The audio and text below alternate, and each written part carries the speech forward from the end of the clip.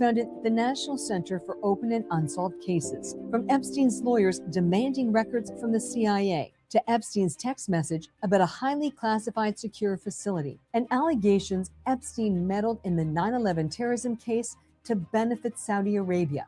So let's get straight to the point.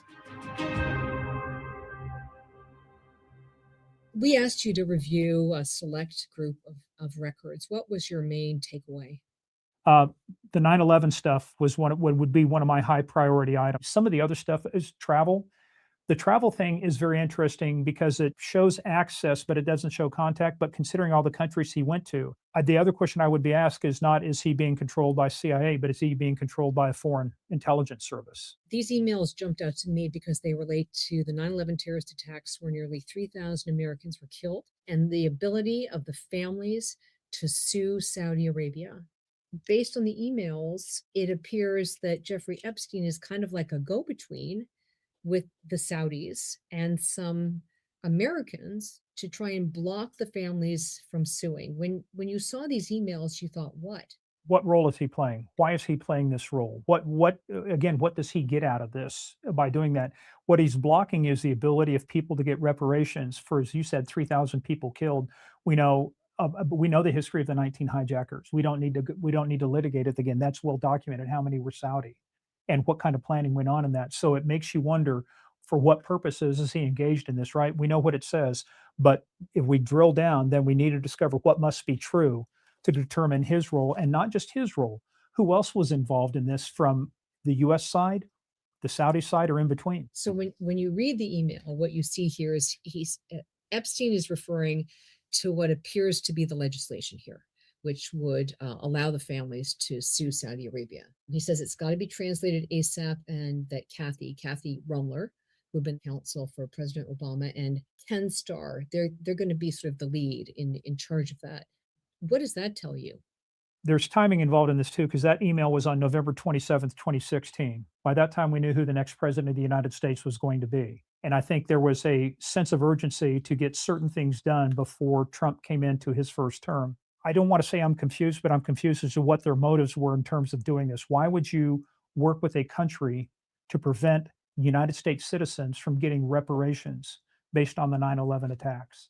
Well, I have one email here, which is the subject line is Ken Starr. It specifically references this legislation, JASTA, which is Justice Against Sponsors of Terrorism. And I haven't been able to find emails specifically about Catherine Rumler engaging. Did you see anything related to that? Not in the tranche of documents we looked at. You'll get a certain amount of information out. People will rush to a narrative and a conclusion before we have all the facts. Well, you can see from the dates that they're moving very quickly. Everything's happening within. And I think a lot of that had to happen before January 20th, 2017.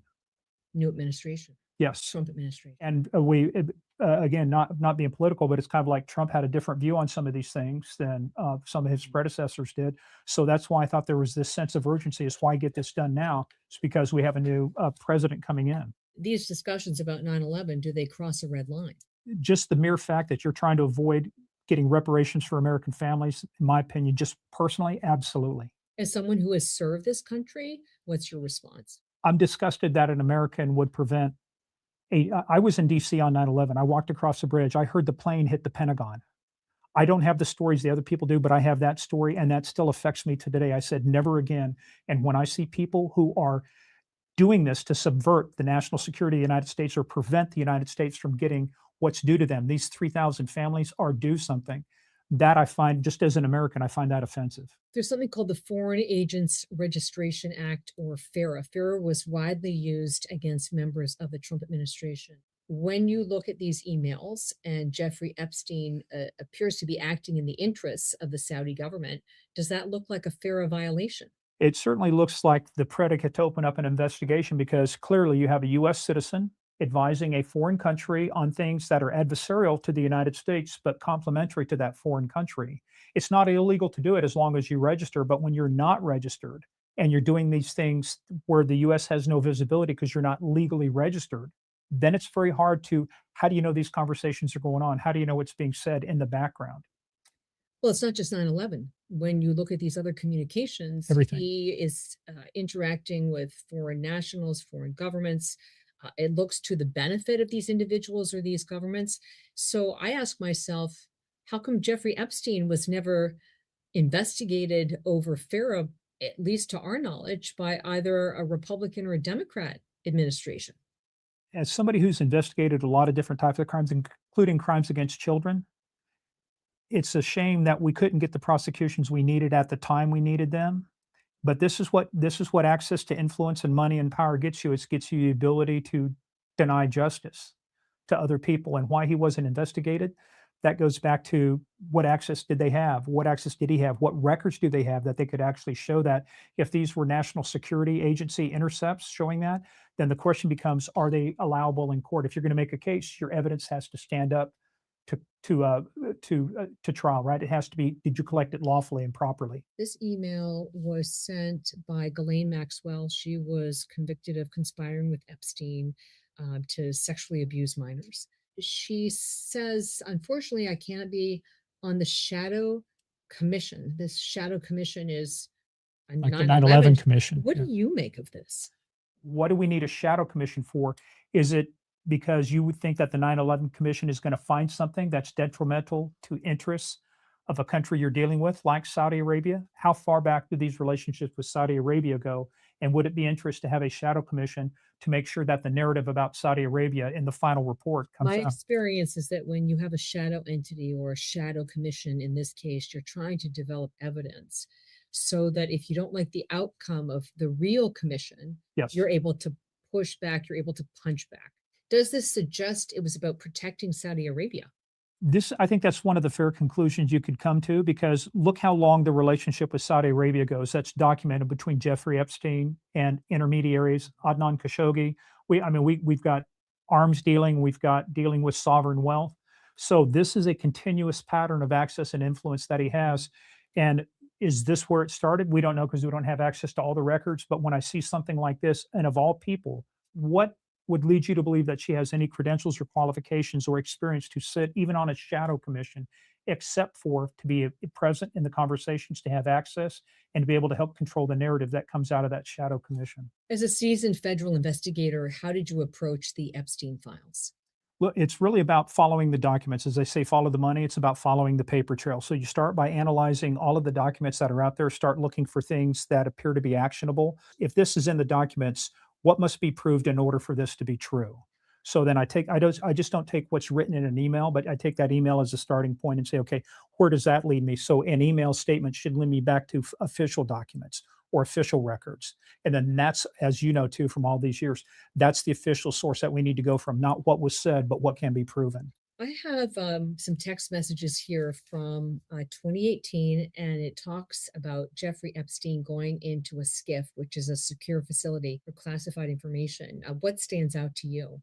Well, first of all, a SCIF, as you said, it's a secure compartmented information facility. It's not just an office. These are specially designed facilities. The table stakes for entry into a SCIF is a top secret clearance. And if you actually can come in there as a civilian, but you have to be cleared. There has to be a facility security officer that signs off on it, who sponsored you. It's in the logs, and then they have to be escorted.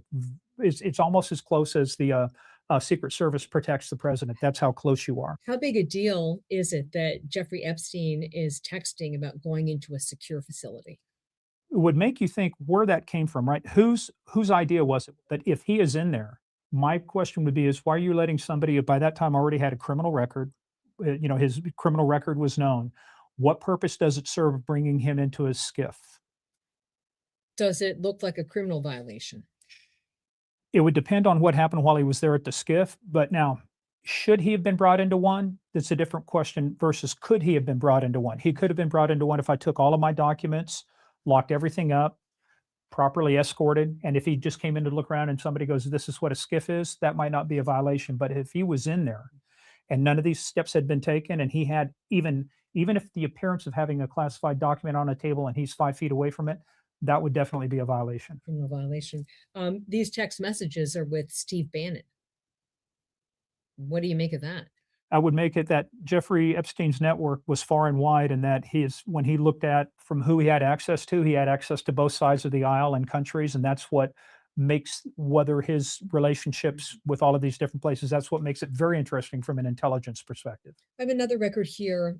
This looks like a research document for business. It's about Palantir Technologies. And specifically, what caught my attention is a reference to something called InQtel.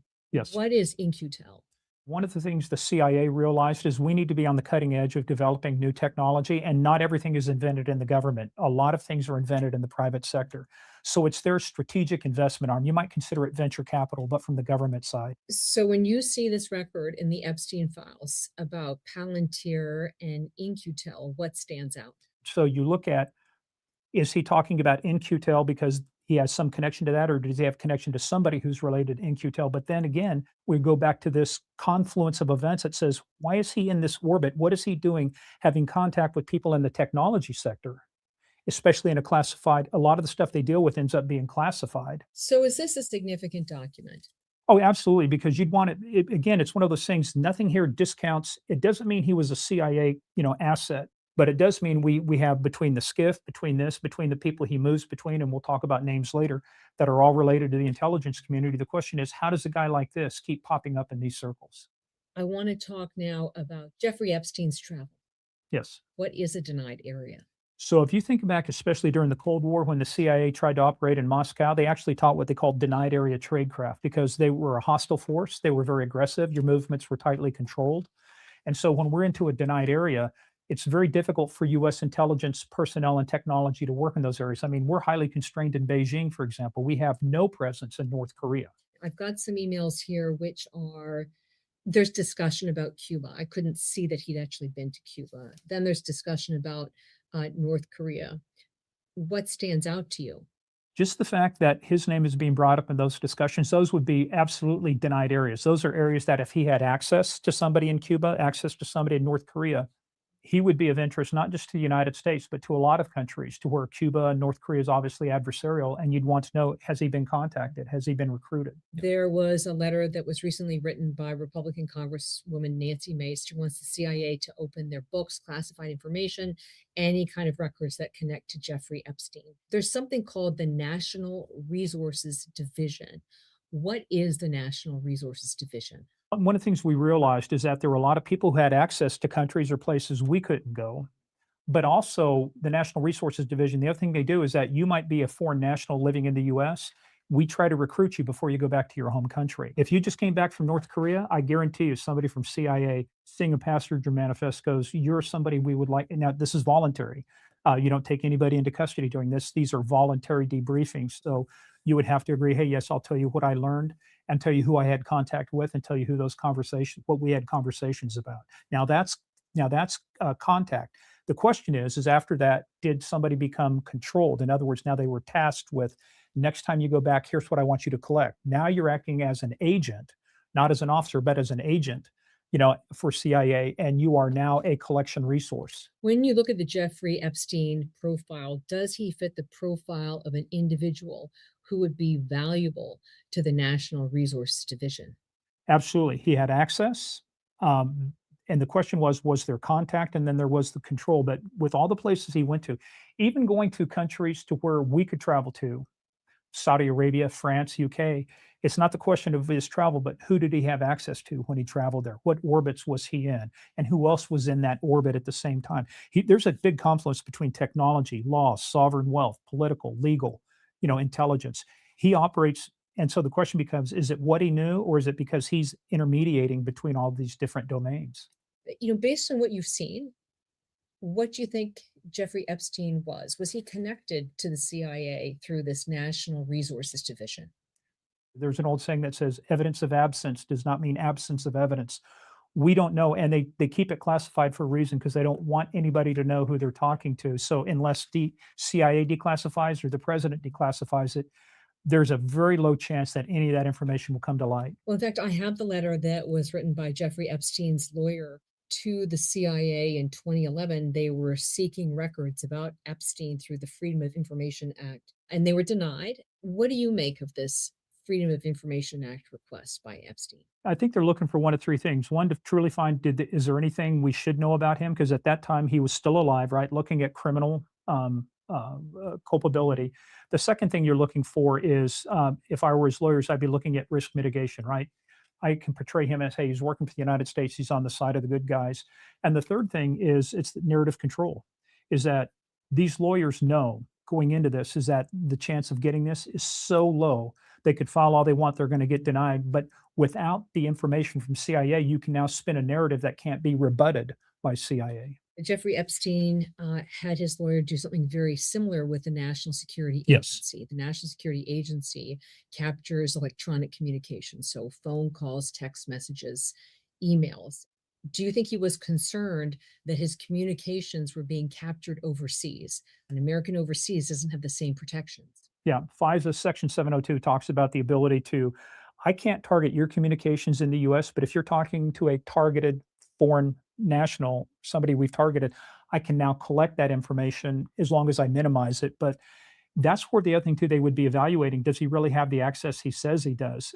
If you were talking with the Crown Prince of Saudi Arabia, chances are NSA would be very interested in that conversation. Well, the response from the National Security Agency to the Freedom of Information Act request is very similar to the CIA. Yes. It says, I have concluded that the appropriate response is to continue to neither confirm nor deny the existence or non-existence of any intelligence material on the subjects of your client's requests. And then it goes on to say, accordingly, the existence or non-existence of any intelligence information you requested remains exempt from disclosure under laws that protect classified information. Yep. So what's your take on this record from the National Security Agency? It's the same issue you had with CIA. Well, they're neither going to confirm nor deny. The reason NSA is different than CIA is about, the human contact essentially, but NSA can do far more than CIA can.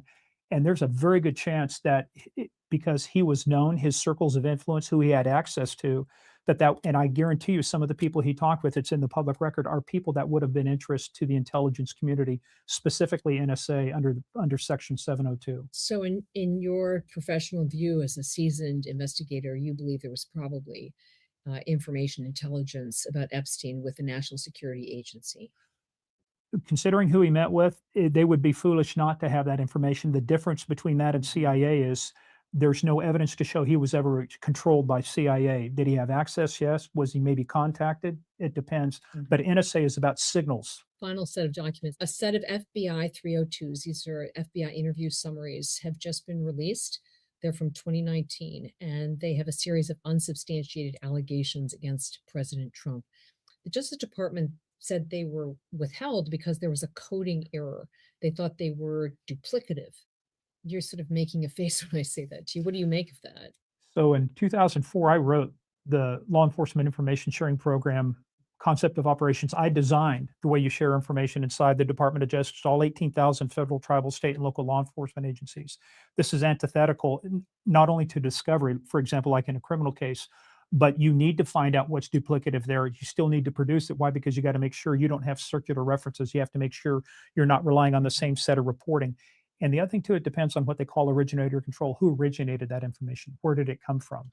We have to go back and make sure it's taken out of that initial system so it doesn't have the chance to repeat So itself. where would that mistake be made? It's hard to tell. It could be at an entry level. Could be something that was done at a supervisory level when somebody's reviewing the case and they go, I think it should be this instead of this, or this appears to be duplicative. But then even then, you don't delete that. You keep that. Why? Because you never know what's linked to that. And anytime you delete something, you know what a defense attorney yells? Spoliation. You're hiding the evidence. You've got something to hide. This is why you don't delete things like that. You keep them, but you note that, hey, this is duplicative, but here's the record that shows you it's duplicative. And if it's word for word, fine. But if it's not, it just seems extraordinary that the one set of records that implicate the current president have a coding error. I just, as a Russian spy said one time, I don't believe in coincidence. We reached out to the Saudi embassy here in Washington, D.C. A spokesperson confirmed receipt of our questions about the kingdom's relationship with Jeffrey Epstein. They did not provide an immediate response. We also reached out to Jeffrey Epstein's estate and asked if he had ever registered as an agent of a foreign government. There was no response. Ken Starr passed away in 2022. We also reached out to Catherine Rumler, and her spokesperson provided an on-the-record statement that reads in part, Ms. Rumler did not take any action in either a professional or personal capacity related to JASTA, the 9/11 families, or their ability to sue Saudi Arabia. She was never asked to take any action on this matter and never did. Asked about her upcoming deposition before the House Oversight Committee, the statement reads, Ms. Rumler welcomes the opportunity to appear before the committee. She has done nothing wrong and had no knowledge of any ongoing criminal activity on his part. This is the kind of fact-driven, independent journalism you can expect from our team. We reach out to all of the parties so your bases are covered. We'll see you next time on Straight to the Point.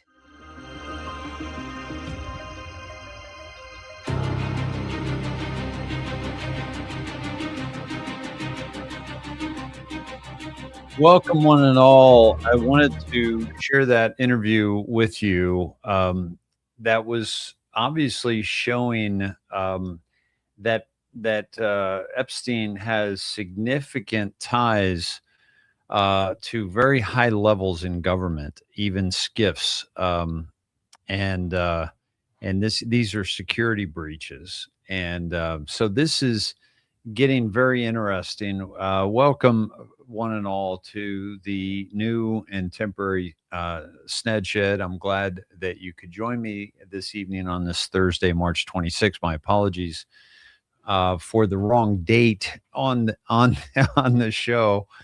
I set the show a little early today, and maybe I just wasn't dialed in, but good to get this correction.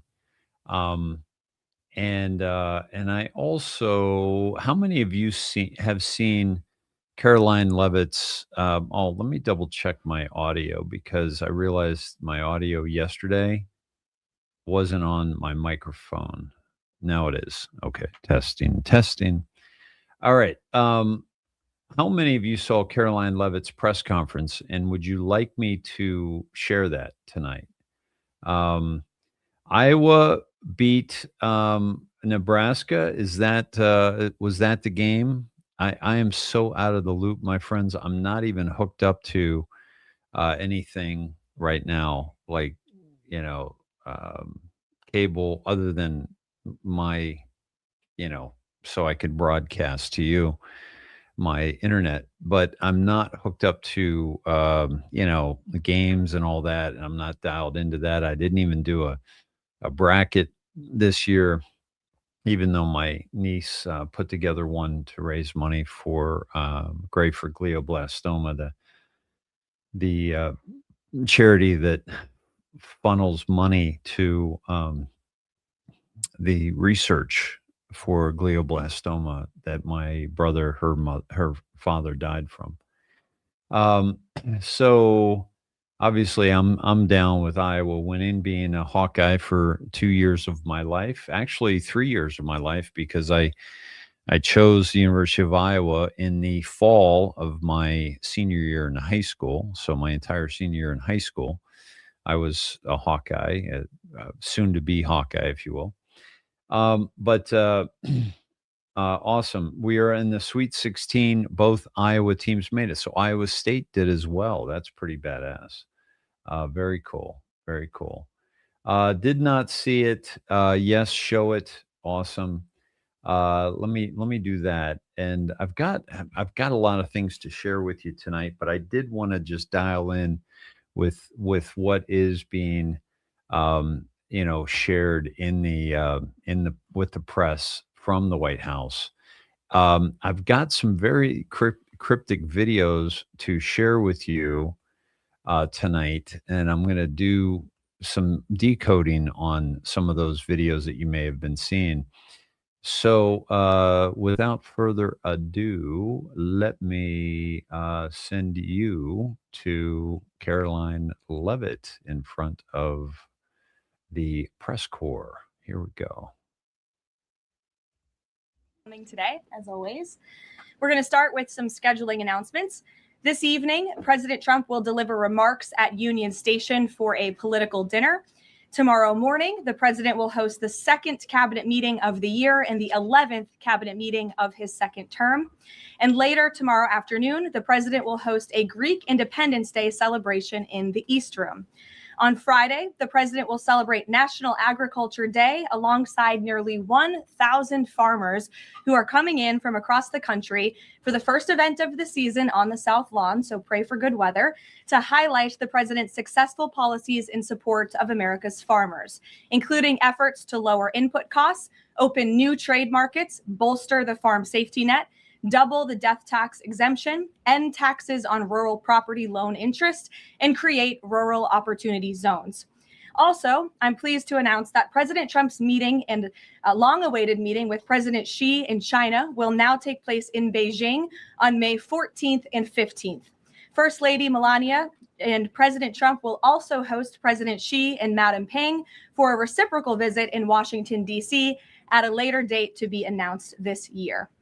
Turning to the ongoing military operations in Iran, the United States military continues to decimate the terrorist Iranian regime's offensive and defensive capabilities.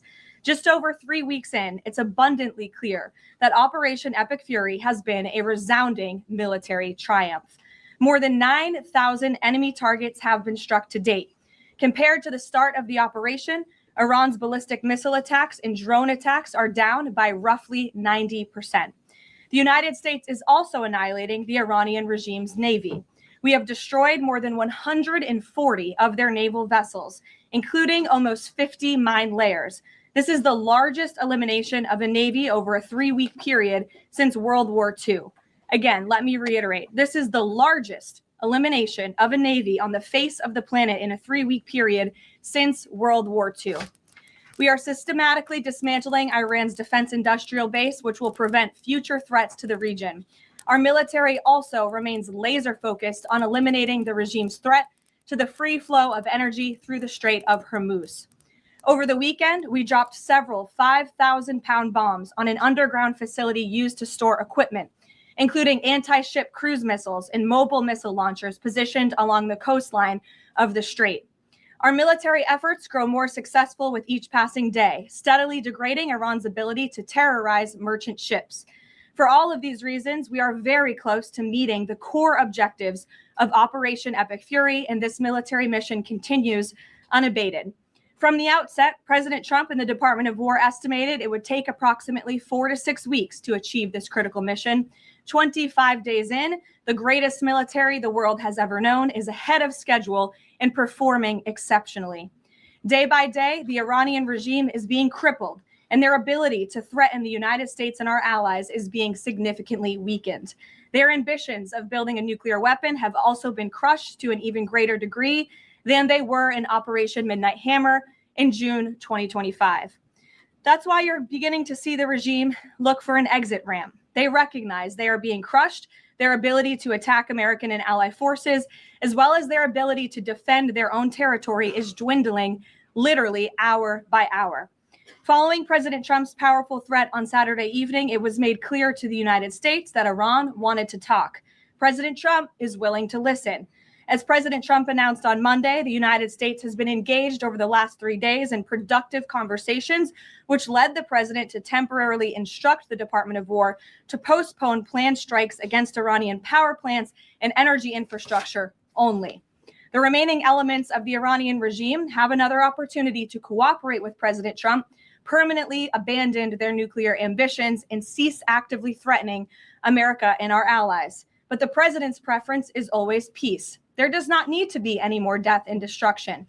But if Iran fails to accept the reality of the current moment, if they fail to understand that they have been defeated militarily and will continue to be, President Trump will ensure they are hit harder than they have ever been hit before.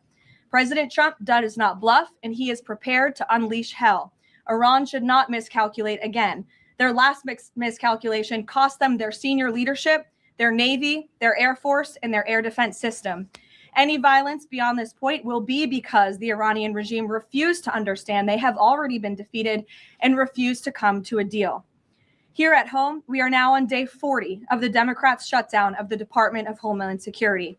Democrats in Congress are forcing American travelers to wait in hours-long lines at airports across the country, robbing TSA officers and other federal workers of their hard-earned paychecks that they use to feed their families, and causing billions of dollars in damage to our economy.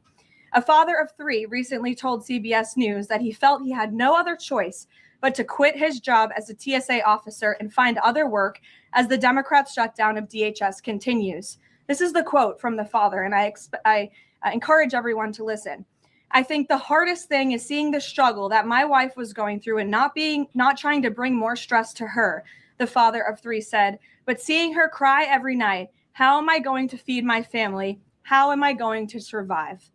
For the Democrats in Congress, the cruelty of this shutdown is the point. Nearly 500 TSA officers have quit since the Democrat shutdown began. President Trump, to alleviate this pressure, made the decision to send some of our amazing ICE agents to help alleviate that stress and address the long wait times. And for all of the critics of this solution a few days ago when it was proposed by the president, it is yielding results. Wait times have improved since ICE arrived, and they are doing everything in their power to help their fellow federal service members. But it's important to take a step back and remember, why is this even happening in the first place? For nearly 6 weeks, Democrats in Congress have kept DHS shut down because they care more about illegal aliens than American citizens.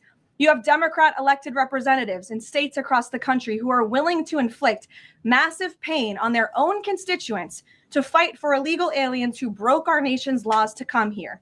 In recent days, we saw the deadly consequence of this deranged policy of Democrat open borders and an illegal alien first agenda. A beautiful 18-year-old girl, Sheridan Gorman, she was shot and killed in Chicago last Thursday morning while walking in a park with friends. The suspect in custody for murdering her is a Venezuelan illegal alien who was caught and released at the border by the Biden administration in May of 2023. Why would the Biden administration catch and release a Venezuelan illegal alien? That is not happening anymore under this president. But there are still tens of thousands, if not millions, of these illegal aliens in our country who seek to do harm to innocent Americans, like this beautiful young woman whose family will now never be the same because of her death.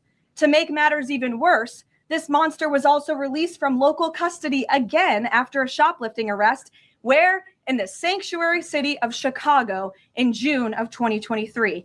Again, another innocent American citizen had her life stolen from her because Democrats embrace reckless open border policies and reckless sanctuary city policies, which put criminals back into American communities. How many more Americans have to die before the Democrats end this madness? President Trump's position is very clear. He wants the federal government opened. He wants the Department of Homeland Security funded, and he wants the Democrat shutdown to end immediately. The president will also continue to call on Democrat leaders in sanctuary cities and states like J.B. Pritzker, where this young, beautiful girl was murdered, to cooperate with ICE and stop releasing illegal alien criminals into American neighborhoods. It is for the safety of every American citizen, including all of the people in this room. With that, I will take your questions. And here in our new media seat today, we have Gabe Fleischer. Thanks, Caroline. Thanks, Gabe, for being here. Thank you. I have 2 questions for you. First, if the war in Iran continues past this current round of peace talks and with thousands of troops on their way to the Middle East, is there a point, either a number of ground troops or a number of days, at which the president will consider seeking authorization from Congress? Well, as you know right now, that formal authorization from Congress is not necessary because we're currently in major combat operations in Iran. The Department of War and the president, as I said, estimated about a 4 to 6 week timeline for the full completion of these military combat operations. We're again on day 25 today.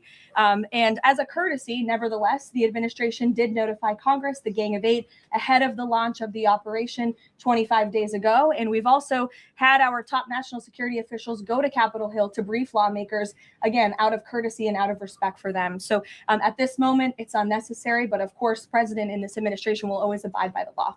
Gabe, or do you have a follow-up? Yes. Sure, go ahead. Second question, in my reporting, speak a lot to young voters, many of whom voted for President Trump for the first time in 2024, hoping to have no more wars and to have lower prices. Now, with the war taking place and with gas prices going up, curious what President Trump's message would be to those voters who kind of swung into his coalition in 2024, but maybe don't feel the administration's going as they had expected. President Trump is doing this for you. He's doing this for young people so that we are no longer threatened by a rogue terrorist regime in the Middle East that seeks to kill the brave men and women who serve in our country in the Middle East, many of them young people themselves, young men and women who serve this country honorably in uniform and have been threatened, killed, and maimed by the rogue Iranian terrorist regime for 47 years. President Trump finally had the courage to step up and do what's right by our national security, our homeland security. As for the temporary short-term fluctuation in gas prices, the president has said once these combat operations are over, this administration is going to continue to unleash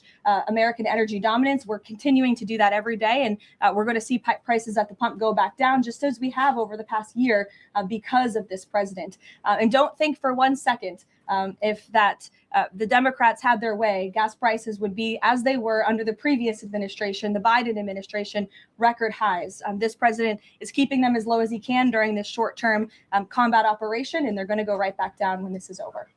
Gabe. Thank you, Caroline. Just within the past few hours, Iranian state TV has said that Iran has rejected the U.S.'s 15-point plan to end the war. What's the White House's response to that, and have these talks hit a dead end? They have not. Talks continue. They are productive, as the president said on Monday, and they continue to be. However, I saw a 15-point plan that was floated in the media. I would caution reporters in this room from reporting about speculative points or speculative plans from anonymous sources. The White House never confirmed that full plan. There are elements of truth to it, but some of the stories I read were not entirely factual. So I am not going to negotiate on behalf of the president here at the podium. What I will tell you is these talks are ongoing. We're not going to get into the nitty-gritty details that have been exchanged between the United States and Iran at this time. Well, yesterday, the president mentioned a very big present that the Iranians had given the U.S. He wouldn't go into detail, but was it that ship that was carrying 2 million barrels of oil that made it through the state of Hormuz? I'll let the president speak on that at the appropriate time. And then finally, Caroline, today, Iraq's government reportedly is planning to lodge a protest with the U.S., according to the Wall Street Journal. There was an attack in Iraq that hit a military clinic, killing 7 soldiers reportedly. What's the U.S.'s response to that? Was the U.S. responsible for that attack? I'll have to check in with the Pentagon on that, and we'll get you an answer. Thank you, Caroline. Too, if I may. Speaker Johnson today described the conflict as wrapping up, but the 82nd Airborne Division, they're typically deployed at the beginning of conflicts. So does the White House consider this conflict as wrapping up, or is it changing shape? As I said at the beginning of my remarks, we are meeting our goals of Operation Epic Fury expeditiously. The president likes to maintain options at his disposal. It's the Pentagon's job to provide those options to the commander-in-chief. For any specifics on troop deployments, though, I would point you to the Pentagon. And today, Philadelphia District Attorney Larry Krasner reiterated threats to potentially arrest ICE agents that were sent in to assist with these historically long TSA lines. He said, quote, "The president cannot pardon you." Has the president seen Krasner's comments? Does he have any response? The president cannot pardon you for what? He's talking to the ICE agents who are handing out water bottles and are helping people move through lines at airports. It's a disgraceful comment. The men and women of ICE are great people. I would encourage this lawmaker, whose name I don't know and don't care to know, to actually sit down and speak with the ICE agents who are on the ground doing this important work, not just in our nation's airports, but again, to remove violent, dangerous, illegal alien criminals from our country, to protect this individual and all of us in this room and Americans across the country from murderers, pedophiles, and rapists who have been allowed into our country by Democrat politicians. Mario, good to see you. Thank you, Caroline. Good to see you as well. Just given that the president postponed his original trip to China because of the war, should we infer that the war will be wound down and concluded by the time of that May 15th, 14th visit? Again, as I've said, we've always estimated approximately 4 to 6 weeks. So you could do the math on that, Mario. But we do look forward. I know the president looks forward to going to China on May 14th and 15th. And of course, as always, we'll provide additional logistical details details to all of you in the media for that trip, who I know look forward to coming with us as well. One follow-up. Was that a precondition? Did the two leaders speak about the conclusion of the war? Was that a precondition for them to have this rescheduled meeting? No, there was a discussion about the rescheduling of the meeting between the president and President Xi. President Xi understood that it's very important for the president to be here throughout these combat operations right now. He understood, obviously, the request to postpone and accepted it, which is why we have new dates on the books, and I'm happy to announce those to you today. Jennifer. In negotiations with Iran, are there still face-to-face talks planned perhaps in Pakistan? And who do you think would probably be going? Again, I've seen a lot of speculation and reporting about potential talks that could happen later this week. Nothing should be deemed official until it is announced formally by the White House. I would not get ahead of our skis on reporting about any talks this weekend until you hear directly from us. Does the president think that all of the allies will go along with whatever the U.S. concludes with these Iranians? Are you expecting that Israel and all the other allies will follow whatever agreement is made? I think the president has shown that he is absolutely the leader of the free world, the head of the most powerful military in the world. And in various examples, so the 12-day war between Iran and Israel, the ceasefire between Israel and Gaza, the president has shown a very unique skill at getting our allies to get on board with what's in the best interest of the United States, but also the world in cases of foreign policy like this. Ed. Yeah, thanks, Carolyn. So, is there a time frame as to when the first oil tanker can go through the Strait of Hormuz freely? It's a very good question, Ed. I don't have a specific timeline for you today, but it's obviously something the administration is working towards as quickly as we can. And with respect to oil, as you know, the administration has taken a number of actions to stabilize the markets. We directed the U.S. DFC to offer reasonably priced political risk insurance for takers through the strait. We issued that temporary waiver to allow countries to purchase sanctioned Russian oil to alleviate global pressures. We're working with the IEA to coordinate the release of another 400 million barrels. We issued that 60-day Jones Day Act waiver. And then just today, EPA Administrator Lee Zeldin, if you missed it, in consultation with the Department of Energy, announced a temporary emergency fuel waiver to allow nationwide sales of E15, gasoline blended with 15% ethanol, to remove all federal impediments to selling E10 gasoline across the country. The emergency fuel waiver will temporarily waive the summer low volatility requirements and blending limitations for gasoline to provide additional flexibility to the fuel marketplace. So as far as tankers through the strait, something we're tracking very closely, but obviously the administration is coming up with creative new solutions by the day to keep the price of oil stable, something the president wants to see. And I know Secretary Bessent, Secretary Wright, Secretary Burgum, EPA Administrator Zeldin are all working together closely to find ways to do that. The president gave that 5-day timeline for pause in operations. Would a tanker going through the Strait of Hormuz be one of the conditions that he would extend that? That's only something the president of the United States can answer. I won't get ahead of him. How about on TSA? Can I ask you about the TSA lines? Sure. Are the TSA lines, that we've all seen the video of that from various airports, is that going to be what ends the stalemate in Congress to get DHS funded? Well, look, it's the Democrats who have led to this stalemate over the past 6 weeks. The president and the Republicans' position has been very clear: fund the Department of Homeland Security. And we've attempted in good faith numerous times, both the president himself and lawmakers on the Republican side on Capitol Hill, to go to the Democrats with reasonable offers, with real solutions. They'll ask for something, we'll give them that concession, and then they say, oh, wait, that's not enough, actually. So I think that's why I said earlier, the cruelty is the point. They want this chaos. They want to distract, I think, from the success of our military overseas right now, totally obliterating the Iranian regime. And it's very unfortunate because there's only the only people that are suffering from this are the American people. And I hear that Democrats might be flying out of town tomorrow. How convenient and lovely of them that they get to go to the airport and that they'll get to go home to their families when you have families, TSA workers who are suffering. You have people across the country who are missing flights for funerals and for work commitments because of Democrat politicians on Capitol Hill. Mary, in the back. Thanks, Caroline. Glad to see you have a seat now. I do. Thank you. Is the White House satisfied with Republican leadership's efforts on the Save America Act? I think the president has made it very clear. He wants everyone on Capitol Hill to move as quickly as possible to get the Save America Act passed. And he wants to see that legislation on his desk as soon as Republicans and Democrats can move to pass it.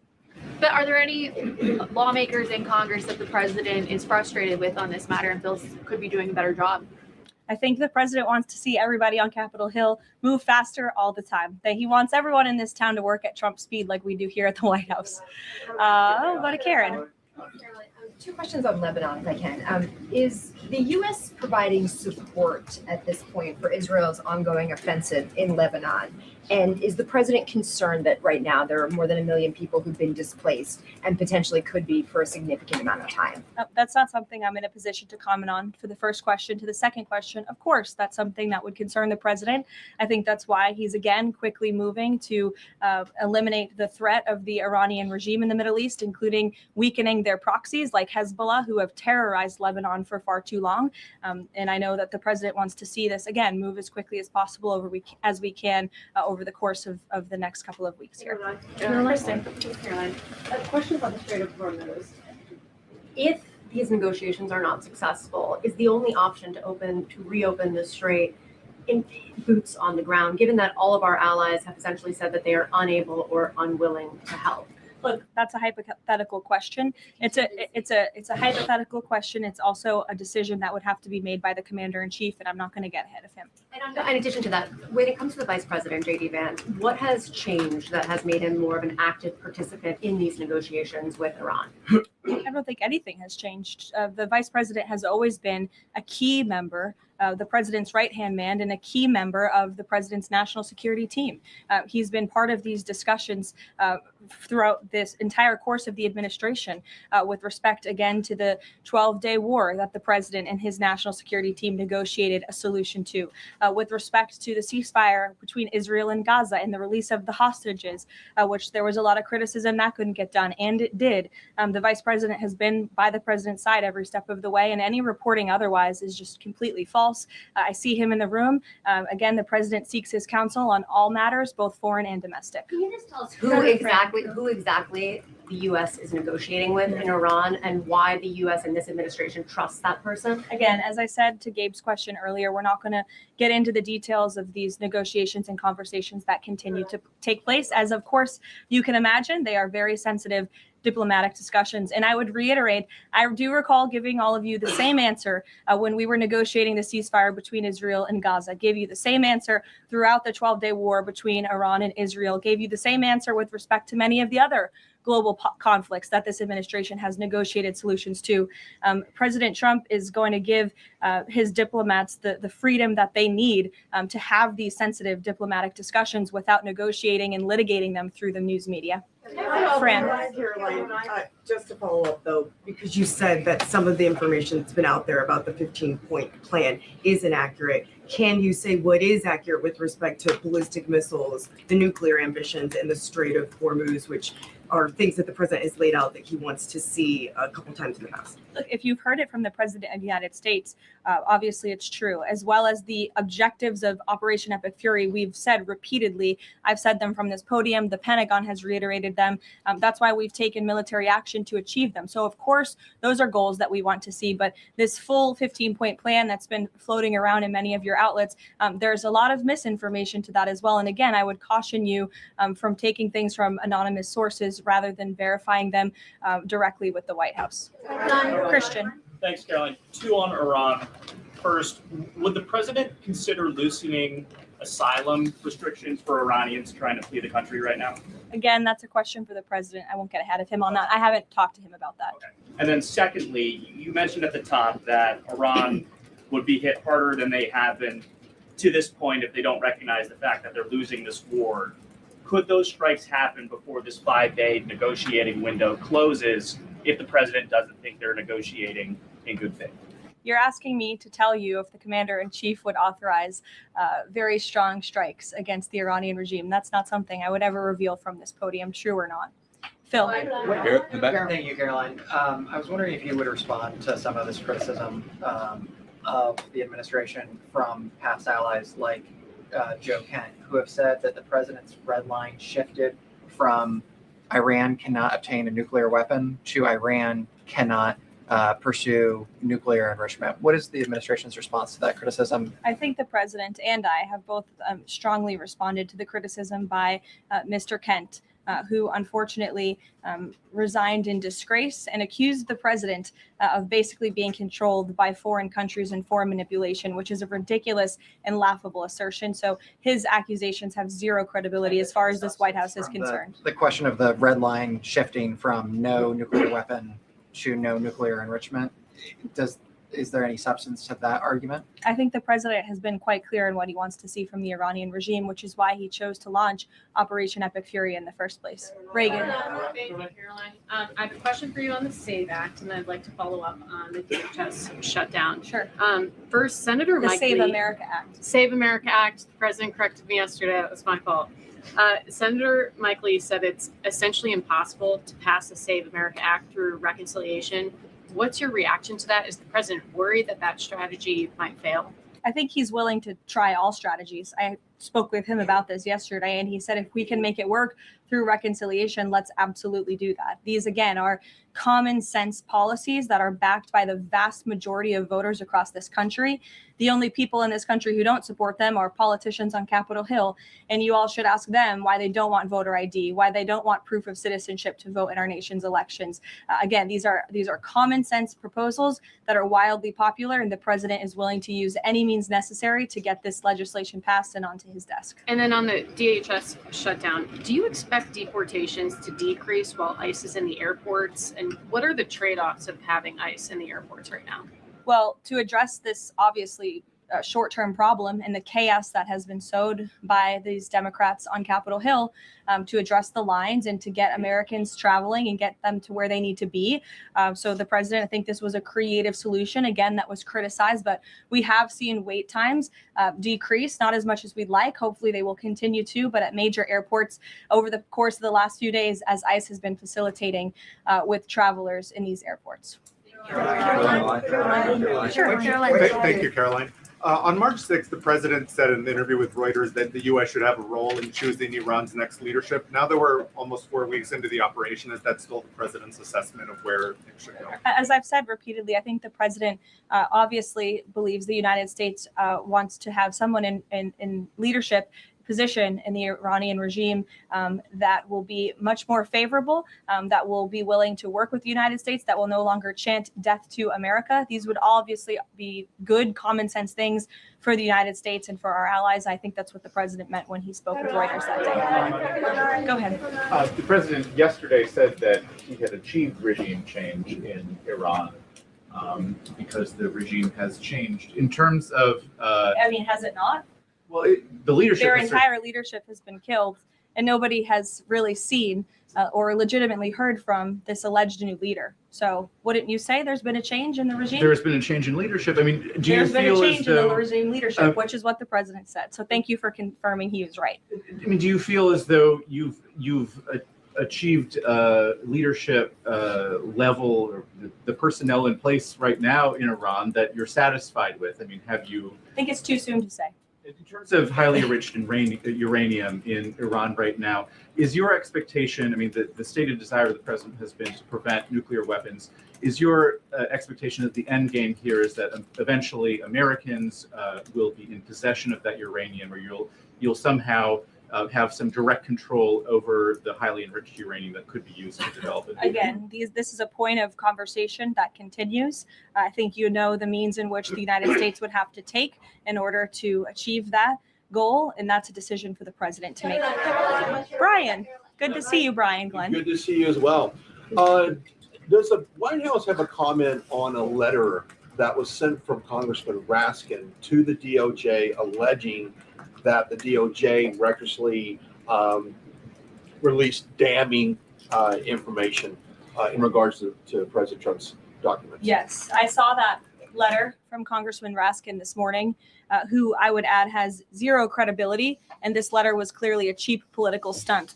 What the congressman did here, Brian, and for everyone in the room who's hopefully not reporting on this as fact, is that he took untrue and salacious claims in a memo that was produced by Jack Smith, who has been completely discredited for his lawfare and his witch hunts against this president. And that information was unverified. It never even made it into the indictment because it was so unverified. And what happened to that indictment anyway?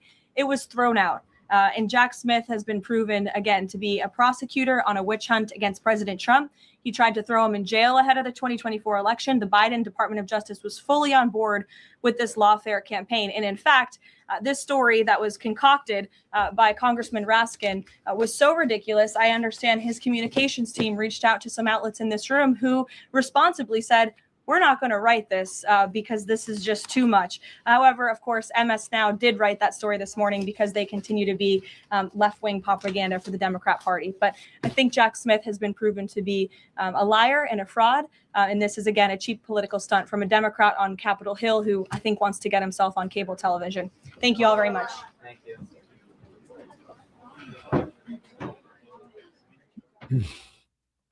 Caroline Leavitt, the White House press corps.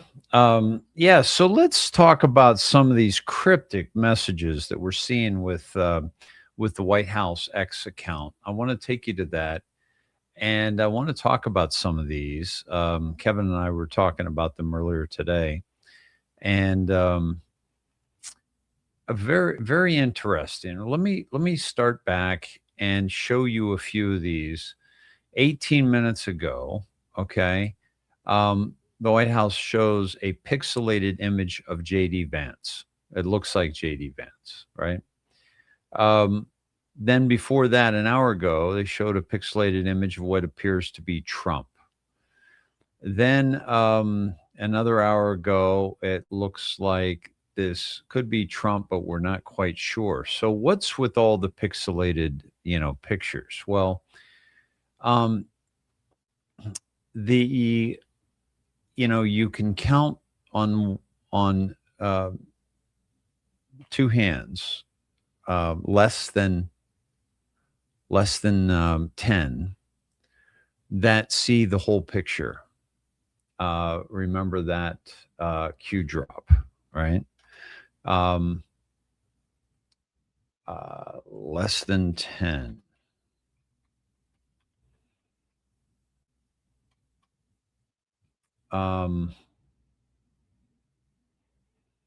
And let me bring that up for you. And that's dropped. I was going to guess 60, and I didn't go with it, but I should have, and I would have looked like a hero, You can count the people who have the full picture on two hands. Of those, less than 10 people, only 3 are non-military. Why is this relevant? Game theory. Outside of a potential operator who has been dialed in with orders specific to his or her mission, nobody else has this information. Operators never divulge. Alice and Wonderland. Okay. So this was this is very interesting, and I'll take you to well, so that's the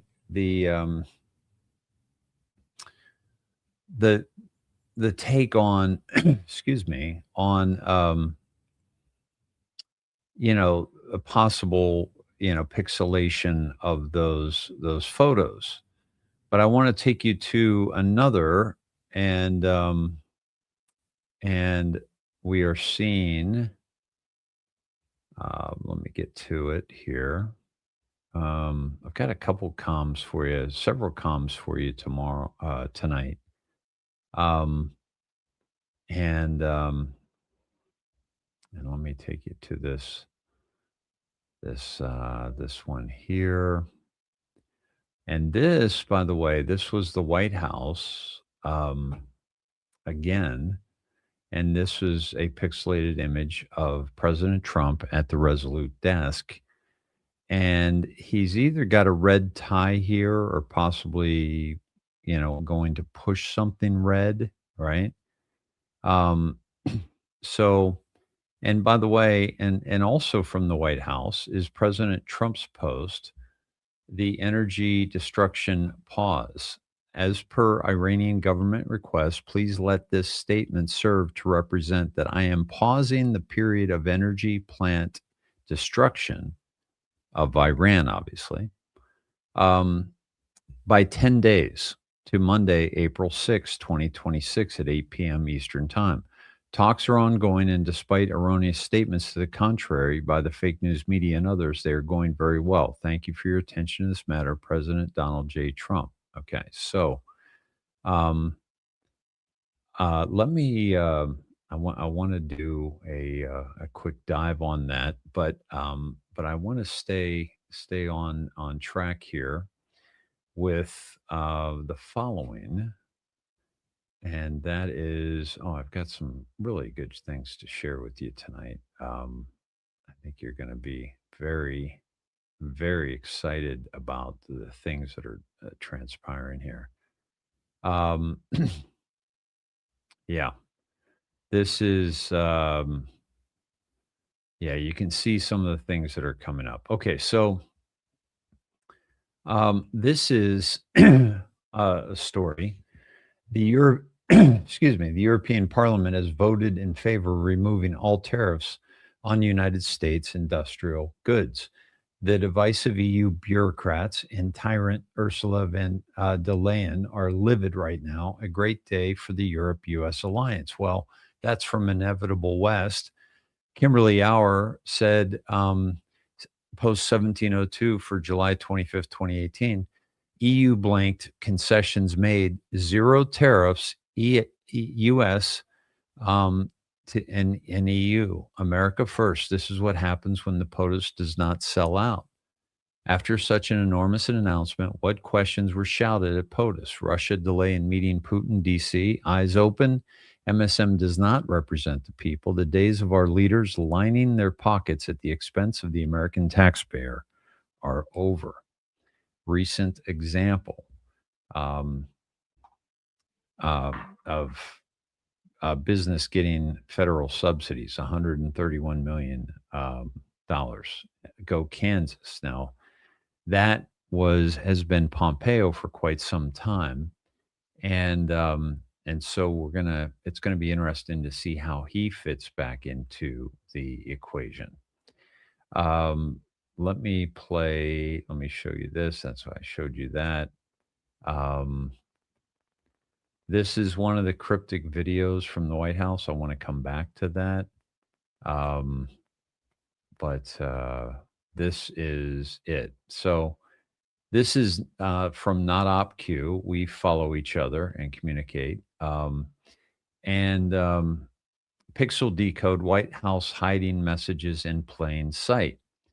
Pixel comms from White House, a cryptic pixelated CIC at POTUS Trump, a reminder that they hide messages in plain sight for anons and operators. Q drop mentions URL with pixel. How do you hide a message in clear sight? You'd be amazed how much is shared on posts online, data exchange, and then it takes us to the Guardian project. So this is this. Now this is drop 1715, which I'm going to take us to. And if you go to Snedheads and you see over here research Q drops, and that pulls that up, we can go to qalerts.app, and then we can go to 17. I think it was 15. Was it 15? Let me go back to that.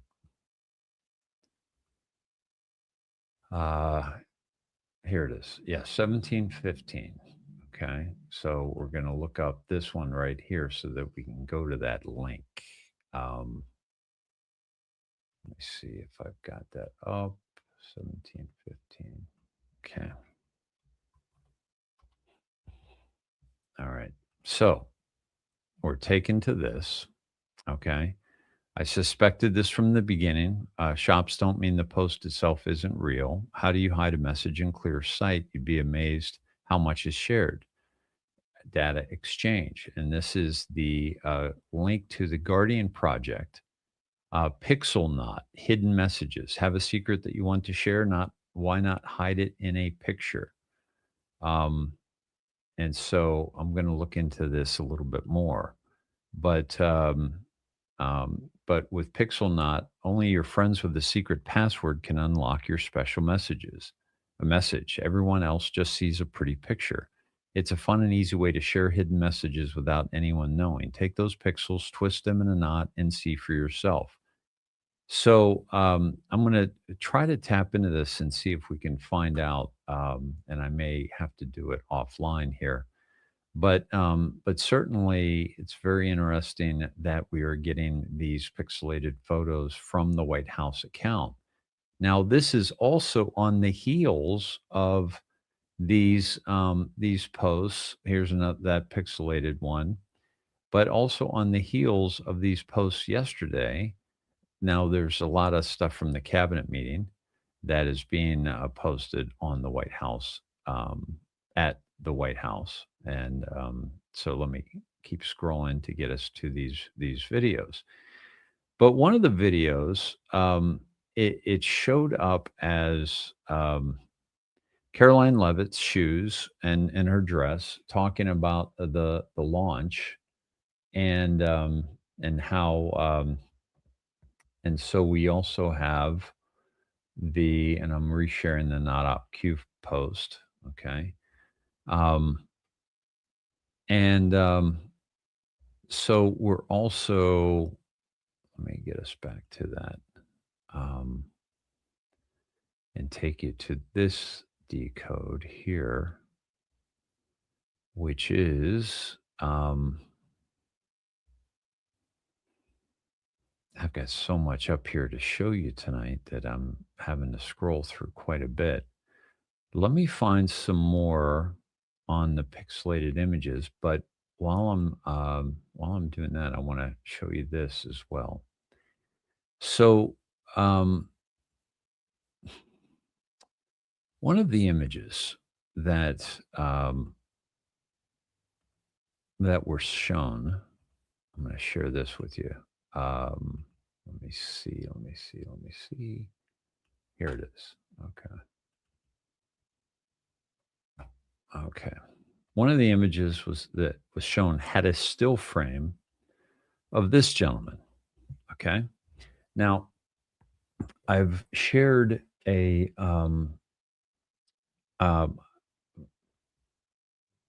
this. I did a grok on this, right, to find out exactly what was transpiring and who this was. And I also have another decode for you. And for some reason, my history is not showing that right now. Maybe, oh, here it is. No. Oh, I know why. Because I did it on my phone and I sent it to myself in Gmail. So let me bring that up for you. Okay. All right. So here we go. So this, I got to take that down and I've got to bring this up here. Okay.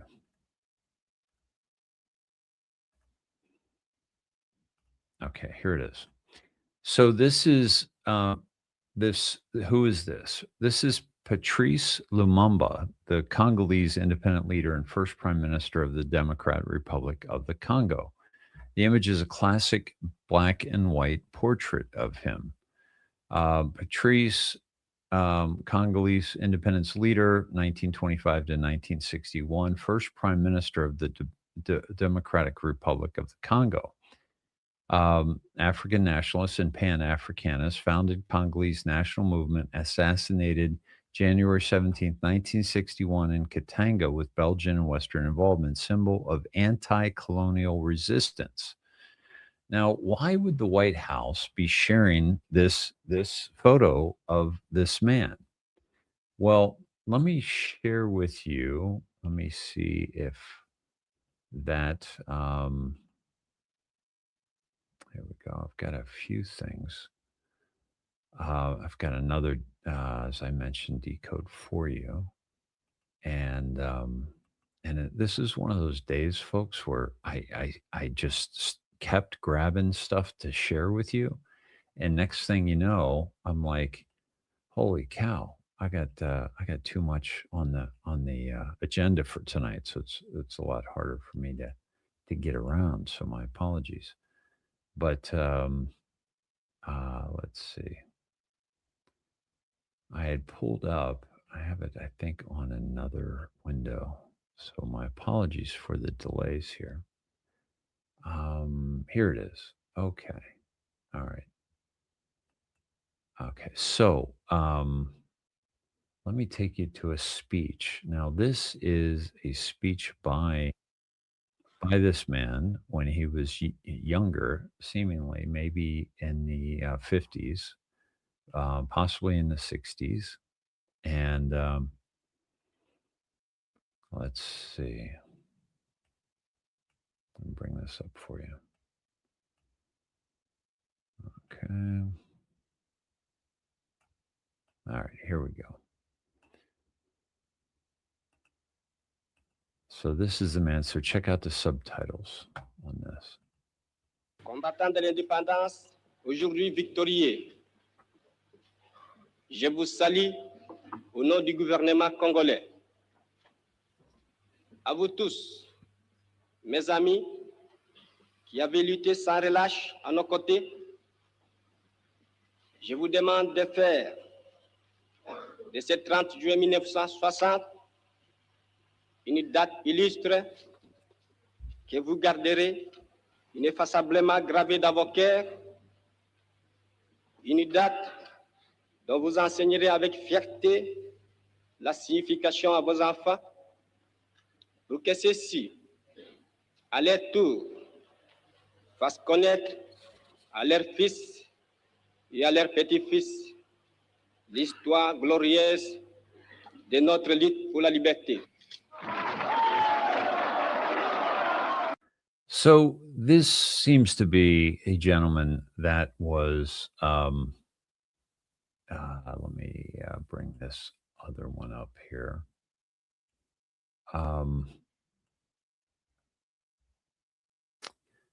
So he was very much for the people. He was a towering figure in African decolonization, a fiery nationalist, Pan-Africanist, and the first democratically elected prime minister of the Independent Democratic Republic of the Congo. So, so why would the White House be posting this? Well, we know we know that that England has capitulated. We know that Europe has capitulated. We saw President Trump's comment today in the cabinet meeting about NATO. And let me pull that up for you. So to me, without the crown, and let me play this for you here. This is from, by the way, Kirill Dmitriev, who is in Putin's cabinet. And let me play this for you. There's been a report that potentially the U.S. is looking at diverting some munitions, air defenses that were meant for Ukraine to the Middle East. Is there any accuracy to that? Is that something you're considering? Well, I'd have to ask you, but we do that all the time. You know, we have tremendous amounts of ammunition. We have them in other countries, like in Germany and all over Europe. We have, you know, we're packed. And sometimes we take from one and we use for another. We help Ukraine.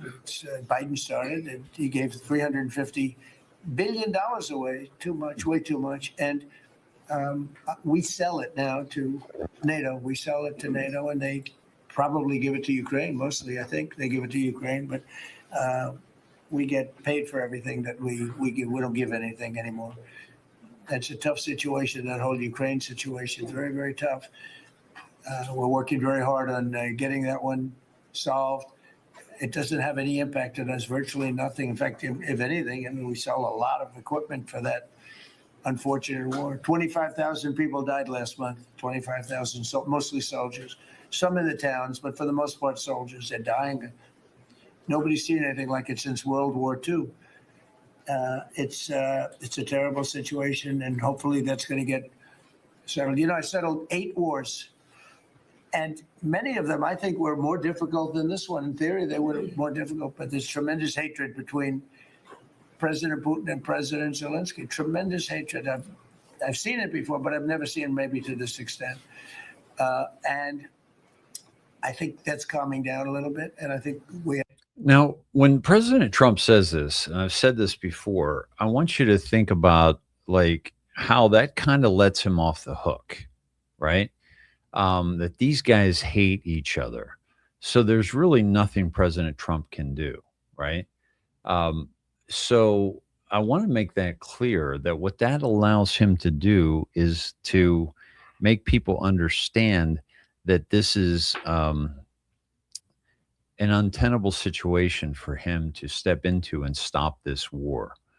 And I find that to be very, very significant in a lot of ways because I've said before that this war has to continue because Ukraine has to be exposed. And one of the exposures that we're seeing today came out with Tulsi Gabbard and how this what's going on with Ukraine and the money that we sent to Ukraine, which I've obviously said all along was being laundered. But we have real evidence to this. Let's listen to John Solomon on Fox News, and then we'll get back to President Trump. By a member of the Ukrainian parliament. Let's talk about the tape recording. Evidence. Yeah, we don't know. Yeah, we don't know much about it because it's floating around Ukraine. But we do know the general prosecutor of Ukraine, our equivalent of the attorney general, came on our show this morning and said the following: there's enough evidence for me to open up a criminal investigation into the illicit effort by a Ukrainian to try to influence the United States election in favor of Hillary Clinton. That's a profound statement coming from the top law enforcement official of Ukraine. Why is it important? There's a court in Ukraine that's already concluded that Ukrainian officials leaked Paul Manafort's financial records to try to sway the U.S. election. You haven't heard anything about that in the American press, but that ruling occurred recently. Then a parliamentary member comes out and says, I have a tape of these law enforcement officials saying they did it specifically to help Hillary Clinton. That becomes the foundation of the Ukrainian investigation. And you have talked to people that have heard this tape, correct? Well, the prosecutor himself has heard the tape and said it was important enough, good enough evidence to warrant opening the investigation. So the tape, the court ruling, the top prosecutor in Ukraine says there was a foreign power. Two separate issues here. Number one, yes, did Ukrainian officials offered us evidence that, in fact, they were involved in election interference in 2016 to help Hillary Clinton's campaign? But I didn't see anybody in the media pursue the interference story, and I thought they cared about interference, but obviously only if it's Russian interference in Trump, because we know they don't care about the dirty Russian dossier. That's right.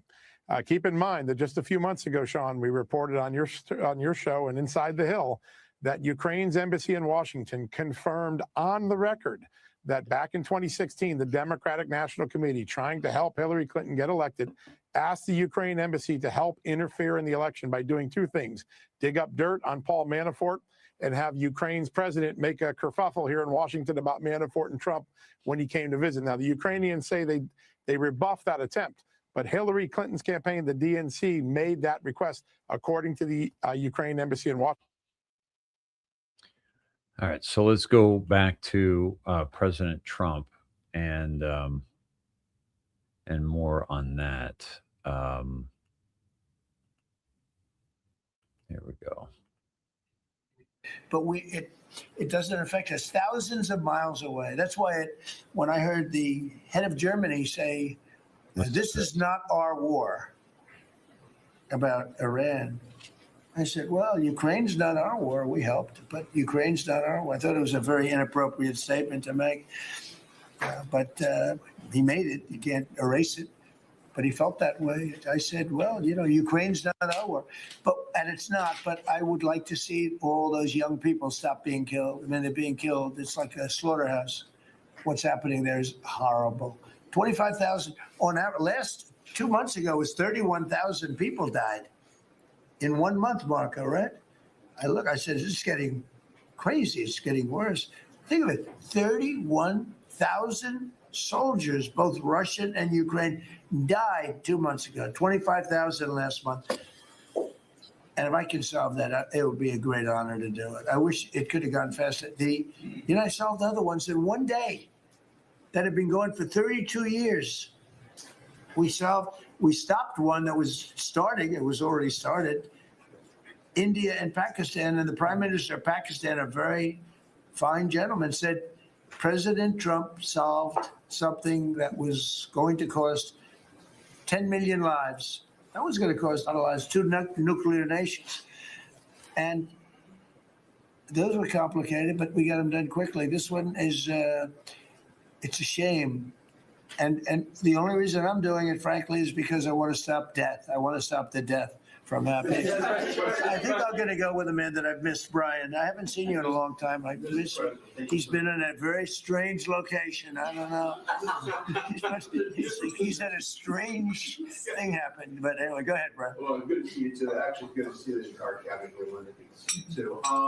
You talk about gas prices coming down. Yeah. Obviously, they will. But would you ever consider suspending the federal gas tax in order to kind of temporarily alleviate some? Well, some people should do that. As an example, in California, every time prices go down, his prices go up because the gas tax is bigger than the tax itself, bigger than the product itself. It hasn't. I mean, we've thought about it, I guess, but honestly, when I did this, I knew it was going to be a little bit. We had the greatest economy ever. We had the greatest stock market in history. I said, we're going to take a little bit of a hit, a short-term hit. It's going to end up going much higher than it was, in my opinion. I said we're going to have a great stock market. Nobody thought we could get to 50,000 or 7,000 in the respective indices. Nobody thought that was going to happen, but it did in the first year. They said it couldn't happen in 4 years, that you wouldn't hit 50 in 4 years, but you could maybe get close. We hit it in the first year. And I said, this is a good time to solve a problem that you had to solve. And that's what I did. But the gas tax, people have talked about it. It's something we have in our pocket if we think it's necessary. So that was on Newsmax. And so let me take that off. And so now what's very interesting about this, and this is why one of the many reasons why I said that we're not going to see the end of the war in Ukraine, because of what must yet be revealed about Ukraine. Tulsi Gabbard has learned that the U.S. intelligence in 2022, and this is John Solomon spoke to this a bit, intercepted a Ukrainian plot to divert hundreds of millions in U.S. funds to Biden's 2024 re-election campaign via the DNC.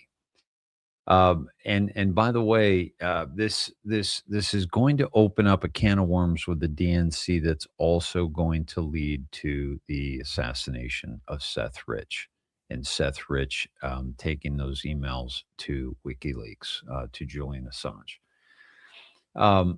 According to a declassified U.S. intelligence report obtained by Just the News, American spy agencies, including the NSA, intercepted Ukrainian government communications in late 2022, discussing a scheme to reroute hundreds of millions of dollars in American taxpayer aid, originally earmarked for clean energy infrastructure projects in war-torn Ukraine, back to the United States.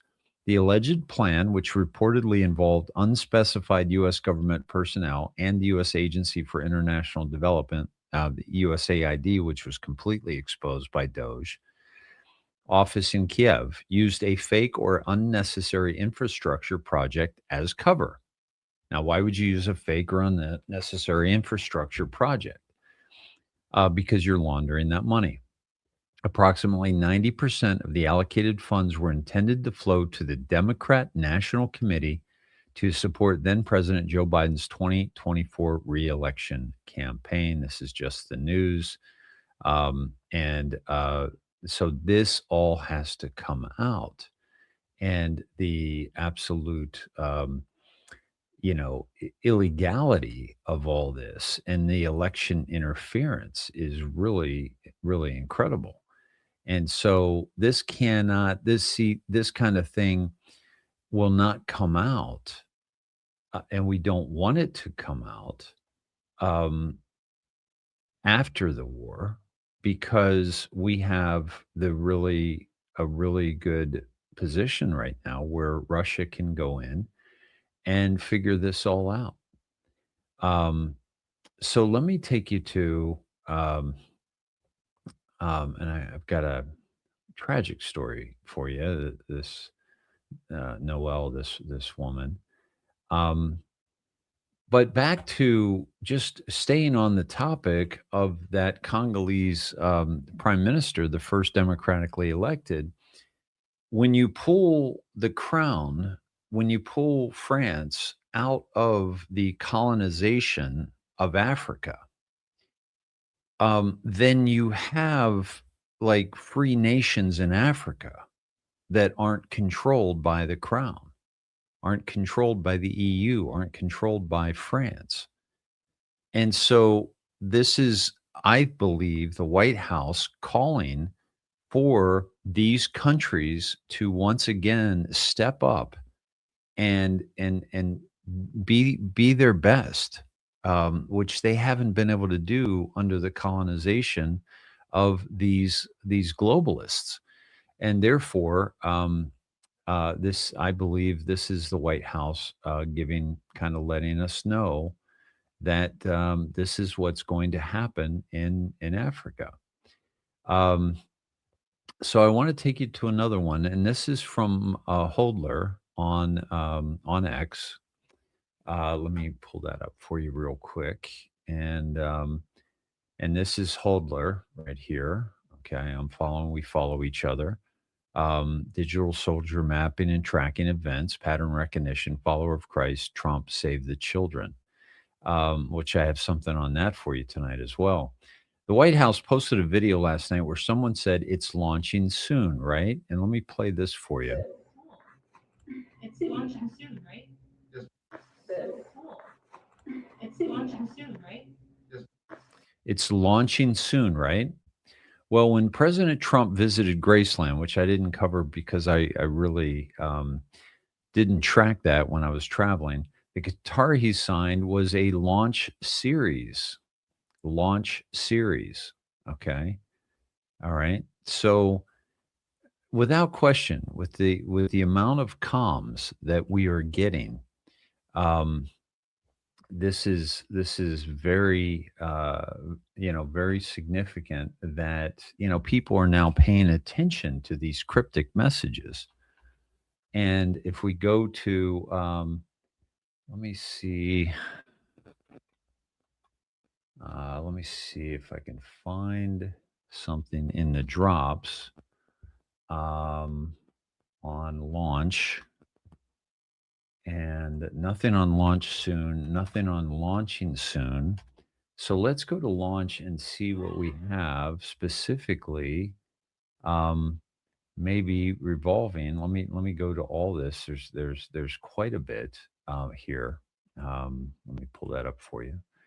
Now, one of the first drops, okay, is this one where they tried to kill President Trump, okay, with this missile, all right, but also all these reposts that get all the way down to all these missing children, okay, all these missing children. And what we heard today from Tom Holman is very significant in what is happening with this Trump administration. And this was at, I believe it was it CPAC today that they had? I don't track CPAC very much. And this was Tom Holman on CPAC. I'm also going to take you to a couple call-in shows that President Trump did today with the five. But this whole Ukraine thing has got to be revealed, and is being revealed. All is being revealed. But let's listen to Tom Holman being interviewed at CPAC. Here we go. The other piece of this are the missing children. Yeah. And, you know, I know for us at CPAC, we have the CPAC Center for Combating Human Trafficking. You know, we've talked to victims. We've had engaging with them, understanding the atrocities. And you hear about these rape trees in Arizona where they bring over the cartels, bring over these young women who are then raped in places in Arizona. They're sex trafficked, they're sexually assaulted. I mean, it's truly, it's horrific to watch what has happened and what was allowed to happen under the Biden years. Tell us about this mission of finding the missing children. Well, like I said, the first conversation when the president called me to come back out of retirement the second time, he gave me those three things. And I was honest with you, we got the most secure border in history. I told the president, we'll do that because the men and women on the Border Patrol know how to do it. They did it in Trump 45. So I'll take that. It's easy. But I'm not taking credit for secure border. I'm giving the credit to the men and women wearing that green uniform and that blue uniform who did their job because they're allowed to do their job. So thank God for the United States Border Patrol. Massive deportation. I just said we got record number of arrest deportation. We're going to do a lot more because we just hired a lot more people. The children, I was honest with the president. I said, that's the hardest one. I says, because to find people, like you all in the audience, you own a car, you own a home, you're paying bills, you got a credit card. We know how to find you, right? Right. A child don't have. Please don't try to find me, Tom. Just. But children don't have that digital footprint. I explained to the president, they don't have the digital footprint. So we got to count on the digital footprint of who they were released to, these unvetted sponsors. And when we started this operation, we quickly found out, number one, they weren't vetted properly. Number two, the addresses were never verified. That's so right. We're going to address at our supermarkets and parking lots and city parks. So the men and women of ICE and FBI have been busting their butt trying to find these kids. And they found right around 145,000 missing children. Wow. Wow. And I believe.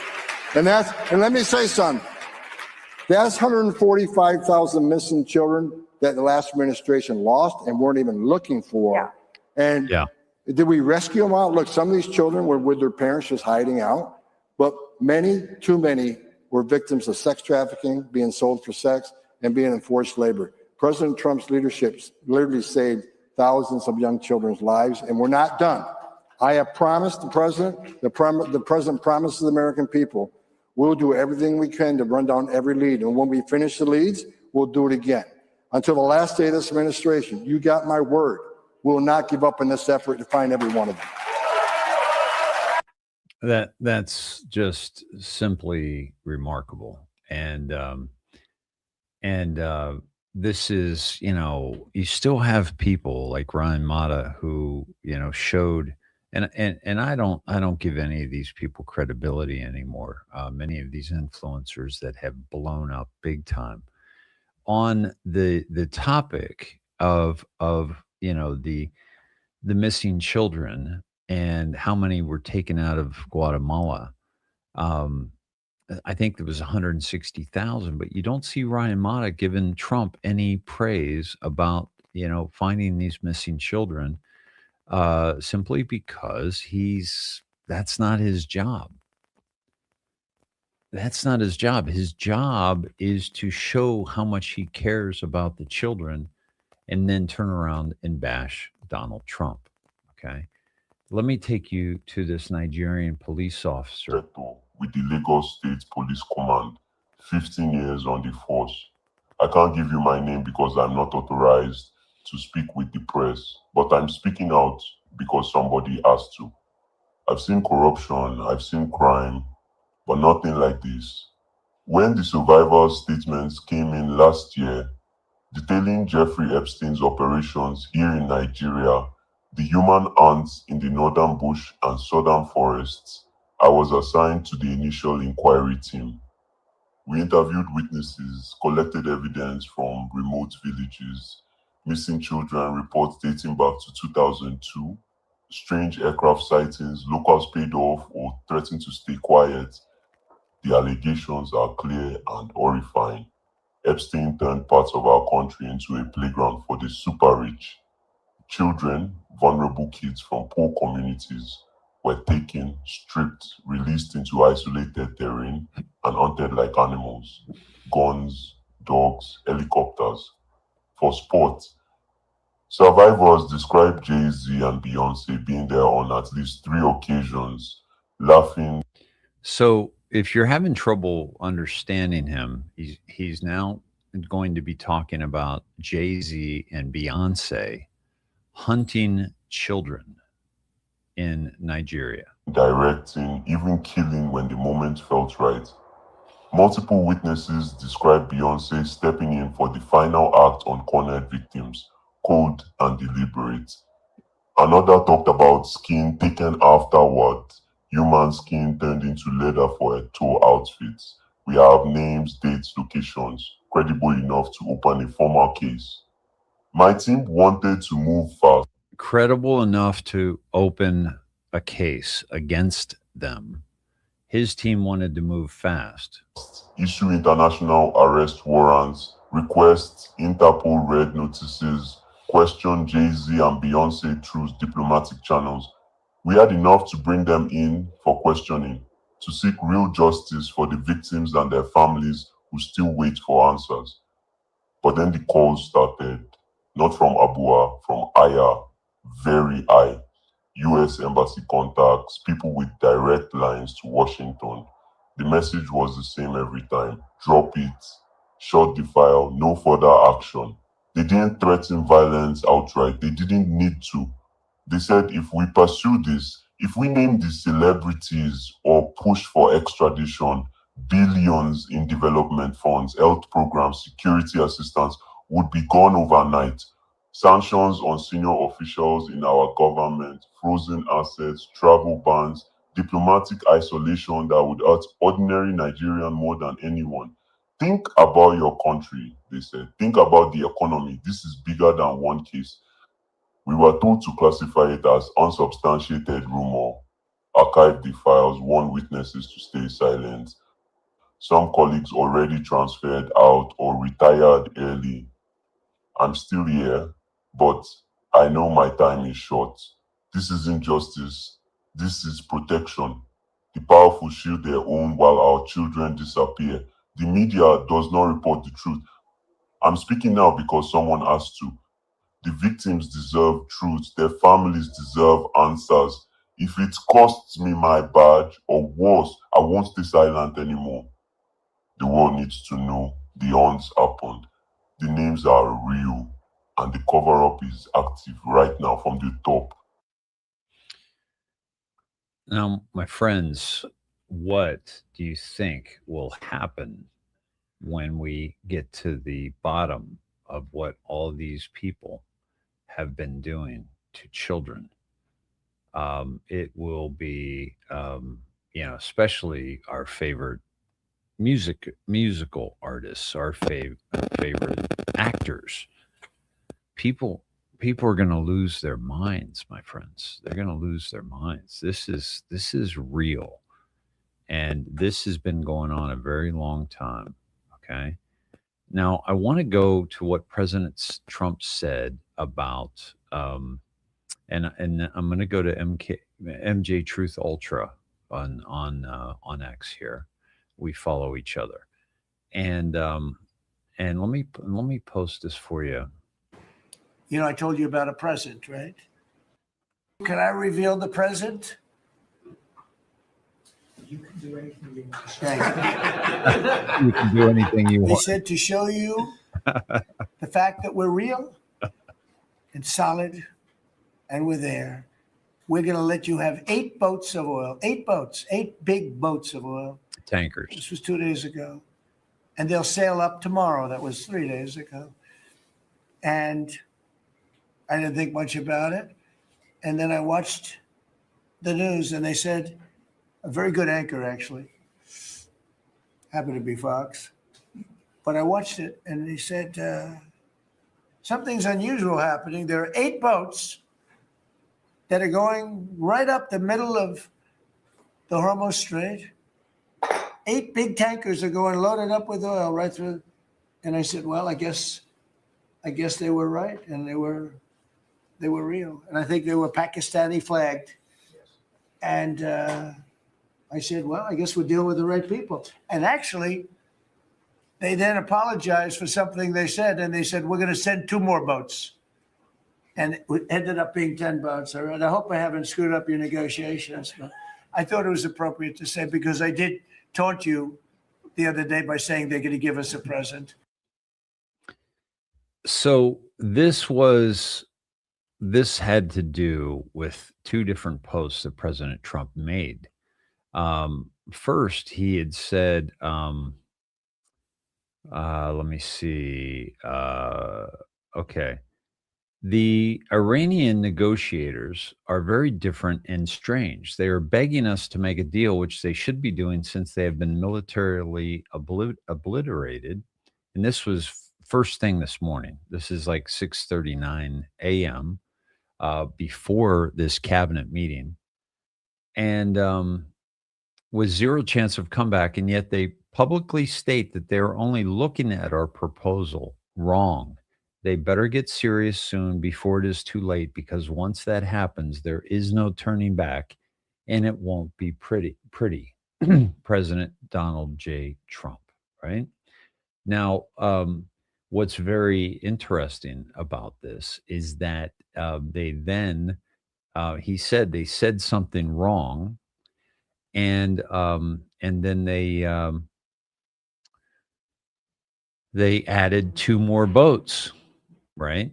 Okay, so MJ Truth Ultra says, you know what's interesting? Iran gifted Trump with 10 oil tankers valued between 1 to 2 billion, because he looked that up. What's for approximately 10 tankers? That's roughly 1 to 2 billion plus dollars in total oil cargo value that was allowed to reach markets safely. And then MJ Truth Ultra then says, how much did Obama send Iran on those pallets? You thinking what I'm thinking? Okay. See, this war in Iran, the people that are saying we're doing Israel's bidding are missing the whole picture.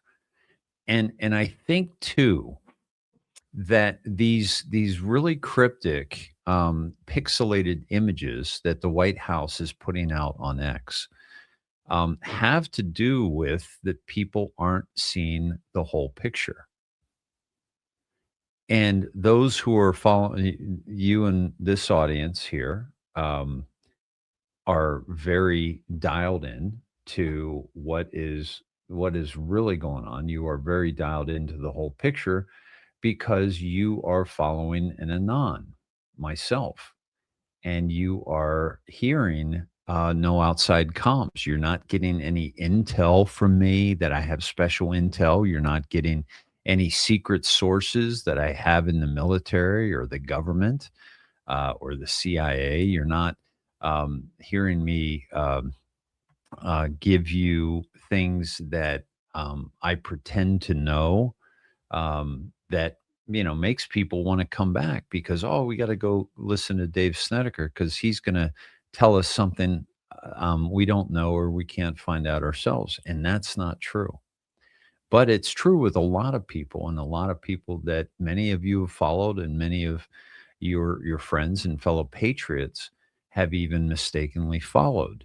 And we were just, again, reminded of post 60 that operators never divulge. So there's even people that have said that they are in or talk to Q, Charlie Ward, Parks, Simon Parks, Phil Godlewski. These people said they've talked to Q or they're part of Q. And none of that is true because Q told us that operators never divulge unless specifically asked to do so for a specific purpose. And so this is very, very, very interesting. So let me take you to another one. Let me take you to another one of these very cryptic posts here. And let me see if I can find this. Yes, this is what I'm looking for. Okay. All right. So this is one of the White House's ex posts that most of the videos have been very dark, and this popped up on the screen. Okay, 22:7 AATU, then Conirk 88.011, then 86th Street, McGuiran, LL Ercan, and then LLL. Okay. So, listen, I don't have any special decoder ring, but what I do have is I have Grok. And so I put this into Grok, and let me take down this image, and I'm going to show you the following, and that is that the 22/7, the most common online decoding, which has been shared on platforms like VK, which is Vincent Kennedy, who we follow each other and have for many years, is exactly what I mentioned earlier. 22/7, Revelation 22/7, Bible verse about the end times. I am coming soon. Okay. Now let me go back up to this because it gives it a little bit clearer. Behold, I am coming soon. Blessed is the one who keeps the words of the prophecy written in this scroll. Right? Okay. Then the AATU, then Conirk, anagram or letter rearrangement for the attack in Iran. Then we have 88.011 and then 86th Street, possibly radio code reference. 86 is slang for eliminate or remove, as in restaurant lingo for taking something off the menu, or more broadly, to kill or get rid of. And this is what we are doing with Iran. And then this last one, rearranged and coded as kill Iran, with extra letters possibly as filler or stylistic Godfather style purge reference. So in short, the proposed decoding frames the whole thing as a biblical tinged warning or threat about an impending attack, elimination, targeting Iran. So this is, here's the thing. If I am any leadership in Iran, I am following President Trump's posts on Truth, any posts on X. I'm following the military. I'm following CENTCOM. Okay. I'm following the White House. Okay. And especially when the White House sends out very cryptic images that people are trying to figure out. So if I figured this out, then Iran has figured this out. And so they're seeing these cryptic messages about killing Iran, eliminating Iran, taking Iran off the menu, so to speak, while they're having these discussions with President Trump. Now, what's interesting is after President Trump said this about Iran, and then they said, we're giving you, they had already told him yesterday that they were giving him, that we were getting something from Iran in good faith. And then he said that they're making comments like they're just looking for at the terms of the withdrawal. But President Trump was very strongly saying, no, that's not the case. You guys better shape up. And then they added another 2 oil tankers. Then he posted later this afternoon at 4:11 p.m. Eastern time, as per Iranian government request, please let this statement serve to represent that I am pausing the period of energy plant destruction by 10 days, right? Could that be 10 days darkness? Why 10 days, right? To Monday, April 6, 2026 at 8 p.m. Eastern Time. Talks are ongoing, and despite erroneous statements to the contrary by the fake news media and others, they are going very well. Thank you for your attention to this matter, President Donald J. Trump. Now, let's go into Snedheads. Let's go to the research Q drops, which were already here, over off to the left here. And let's go to the capital letter counter. And let's put this capital letter count and let's see if President Trump is, saying anything differently, or, adding context or to this. So let me pull that up again. If for some reason it's not clicking properly. Okay. Why is this not working? It just seems to be maybe a link that is not popping up. Huh. Let me try something here.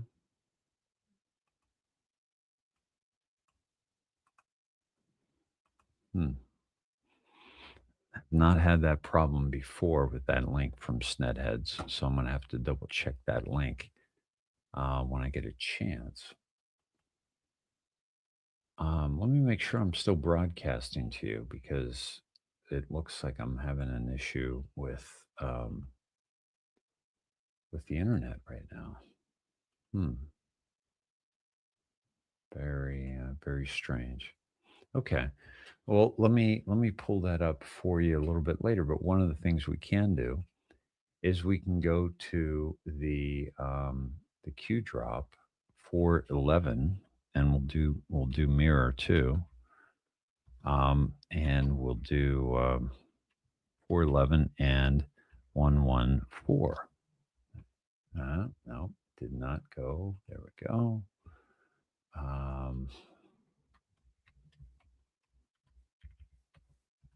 Okay, let me take you to these two drops. There we go. And again, this is from the very cryptic,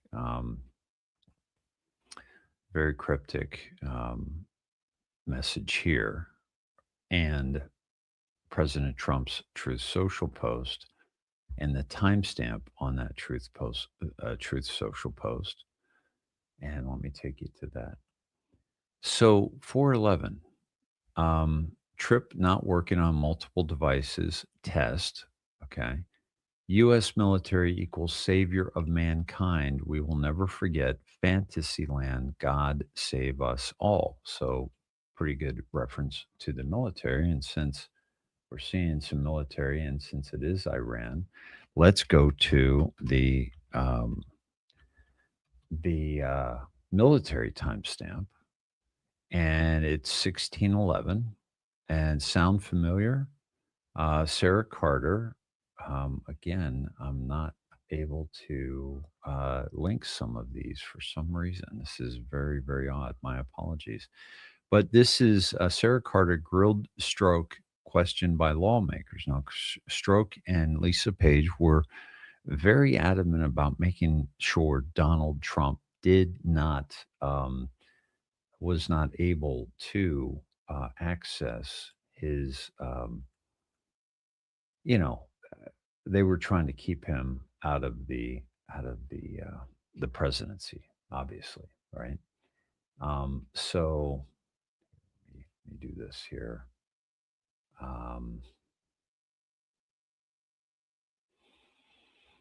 Yeah, so it's kind of odd that. And folks, if you'd like to support my work here, I very, very much appreciate it. It is absolutely necessary for me to continue what I'm doing. So I'm dropping an easy link for you to be able to use your credit card, Cash App, et cetera, and just sending me a bit of love. and support and my ongoing message of freedom, of what's really happening in the world.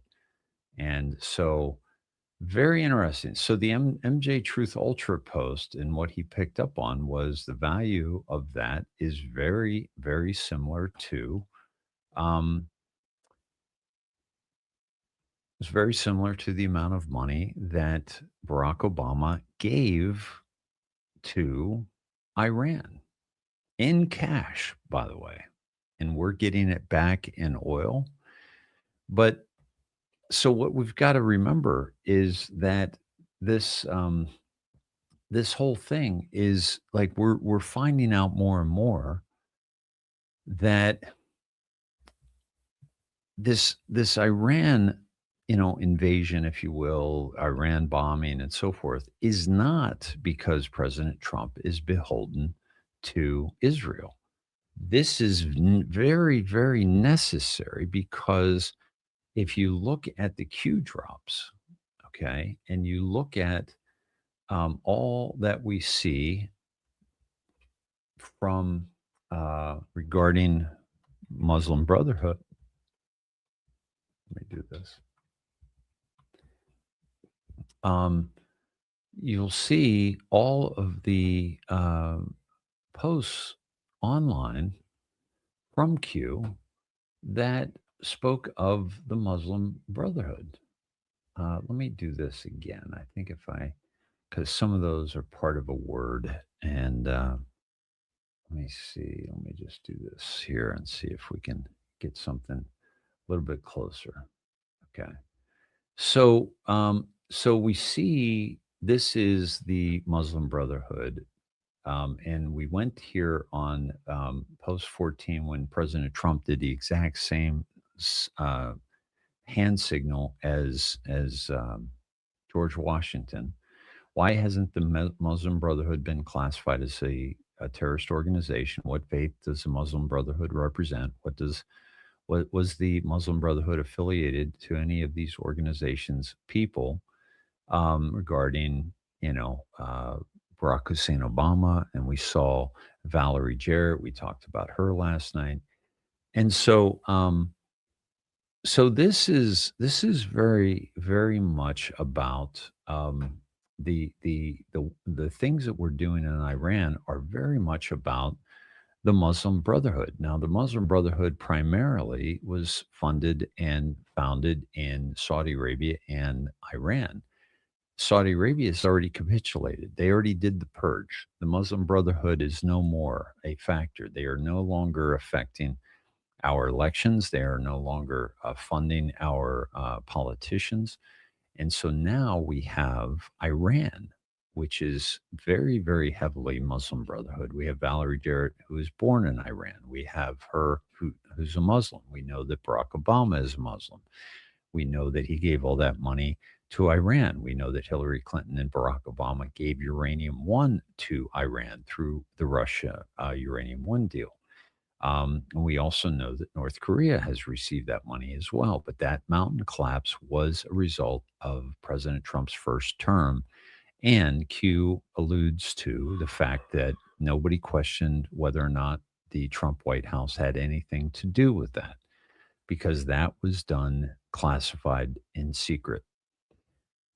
What we did with Iran was very public, and what we are presently doing against Iran is very public, because the public is ready for this. The public is ready to understand that this isn't going after some rogue nation. This is going after a nation that has infiltrated the highest levels of our government through the Muslim Brotherhood. Okay.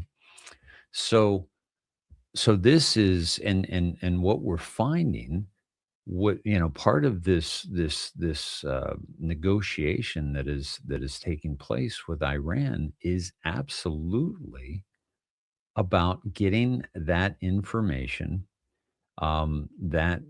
between the money wires and the money that was given to Iran. And just like we're seeing that now they are now,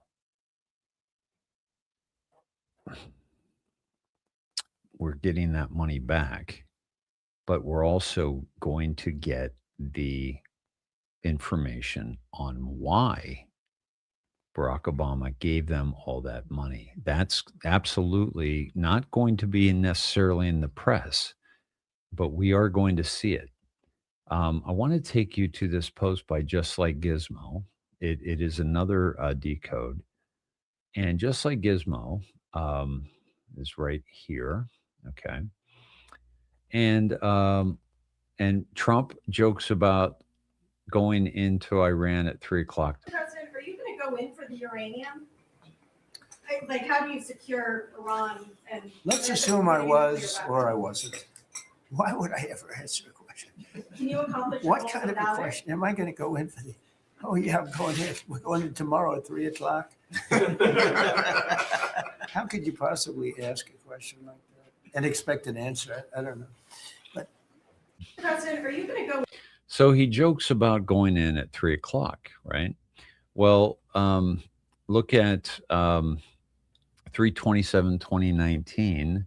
Marker 1 is set. That was 449. Now we were taken to this drop, and I didn't do this drop because this was, I think, the day before I came back. But CENTCOM did a post about the update to the Iran, conflict, and the post was at 449.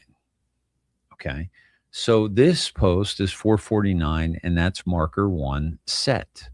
Okay, we're going in tomorrow at 3 o'clock. POTUS. This is a post that is 305 or 305, and it's marker 2 set.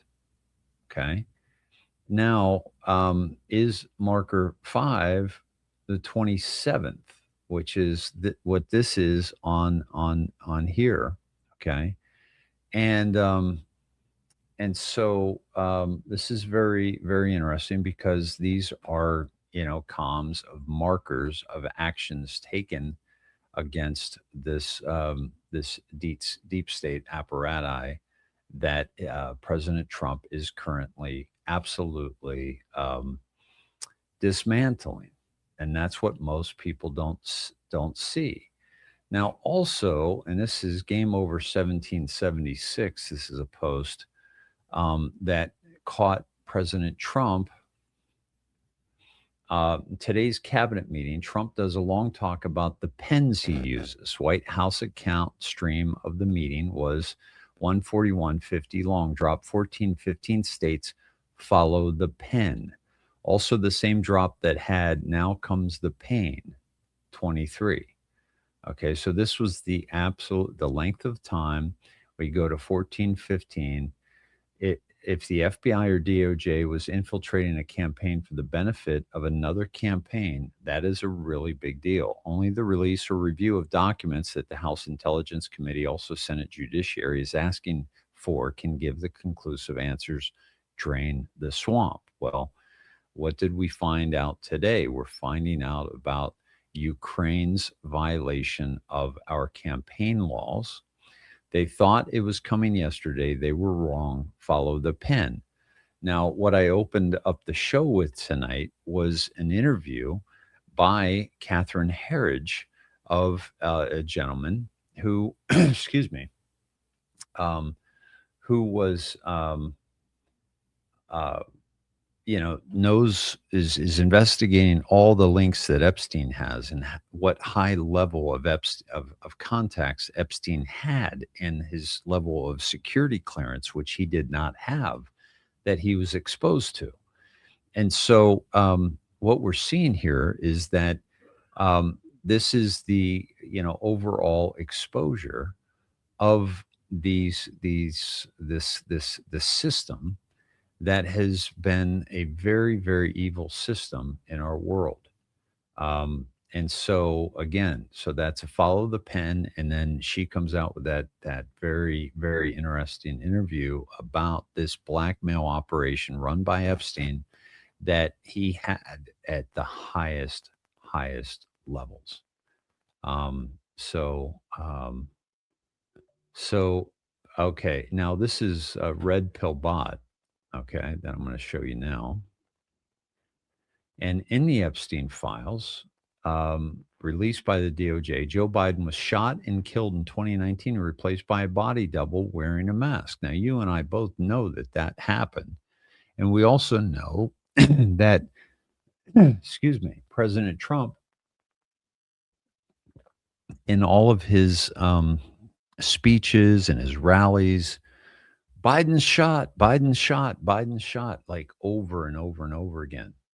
Maritime laws coming in, the selling and owning of humans and human souls is over. There's factual evidence on the methods of operation for how law and legal proceedings will work next.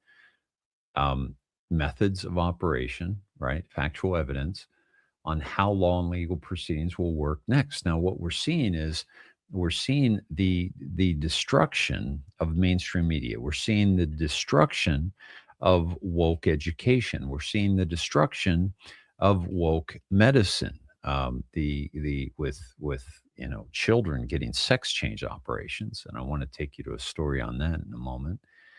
I do encourage you to watch, but what's coming is military. I do encourage you to watch the video and understand how common laws are going away. So quit fiddling your pussy and call Dom, who has so much info that will incriminate you that when he deletes it, we'll find it in the quantum system that this great gentleman blank has made very clear in the video above.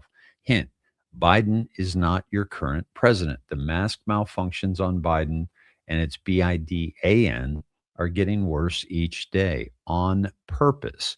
This will end badly for blank, who is posing with a fucking clone on Facebook.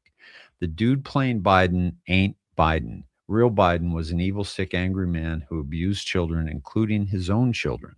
That's an actor with a fucking mask. We've been over this 1,000 times. It's never going to change. Biden is shot 2019 firing squad. Boom. In the Epstein files, my friends. Send that to a friend and tell him to put it in his pipe and smoke it, right? So very, very interesting. Let's see. Colonel Towner Watkins, right here. And let me pull this up for you. Then I want to wrap up. We're in 2 hours, and I want to wrap up here quickly. But this post, as the EU proclaims that Iran is not a NATO member and the Middle East conflict is not their issue, President Trump rightly points out that the Ukraine is not a NATO member and the Ukraine conflict is not our issue. Okay. And let me find that post. Okay.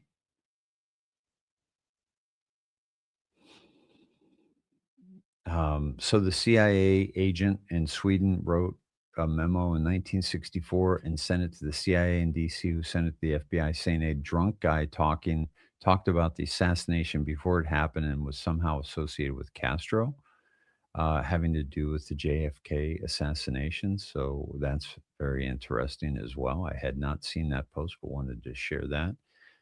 And but let me take you to this. I think here it is. So we've reached peak insanity. CIA, USAID, NED have been overthrowing governments since their respective inceptions, including the U.S. government. USAID former director said out loud that they do overtly what the CIA did covertly. One more time for the choir, USAID is the CIA. Dwayne Cates was right. We stumbled across all of this years ago and have been exposing it. Great to see everyone else catching on to the scope of the operation. And this is CanCon. I follow. Berniger nailed it. He and Mutable Christ have been digging on this for years.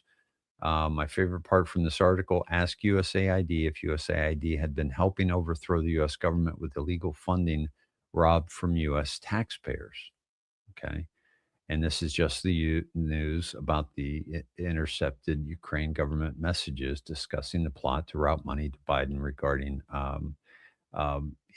for the reelection um, from all the money that we sent Ukraine. So this is why the Democrats and so many rhinos were so insistent on continuing to send money to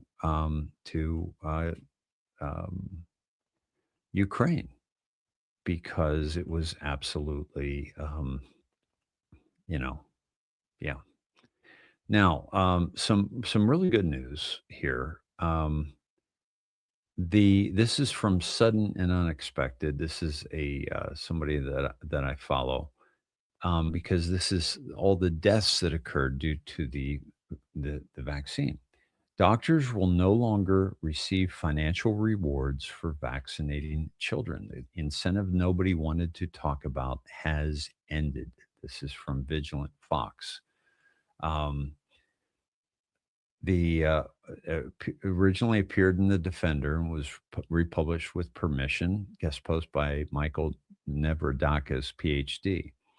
In a December 30th, 2025 memo to state health officials, the Centers for Medicare and Medicaid Services said it does not tie payment to performance on immunization quality measures in Medicaid and CHIP at the federal level.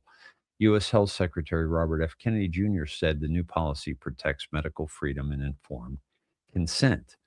The federal government will stop paying physicians based on the number of patients they vaccinate, and is urging state health agencies to stop using similar financial incentives.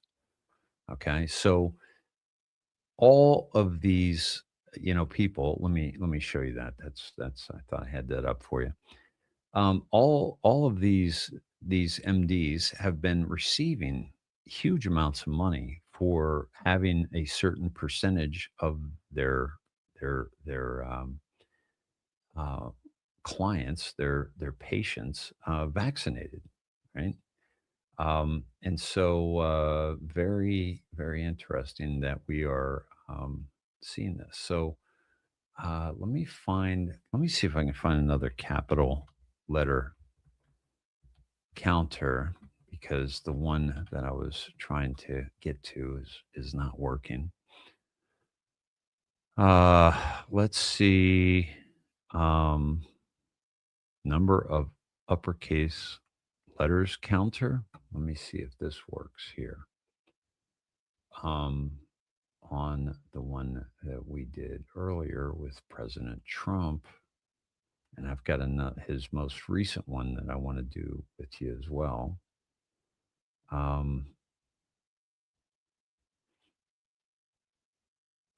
And it's this one here. Okay, so let me do the copy and paste into this capital letter counter. And we get 31 capital letters. Okay, so let's go to 31 and 13. Now, we were just at 14 last night because of his posture with very similar to George Washington, right? So we go to 31 capital letters.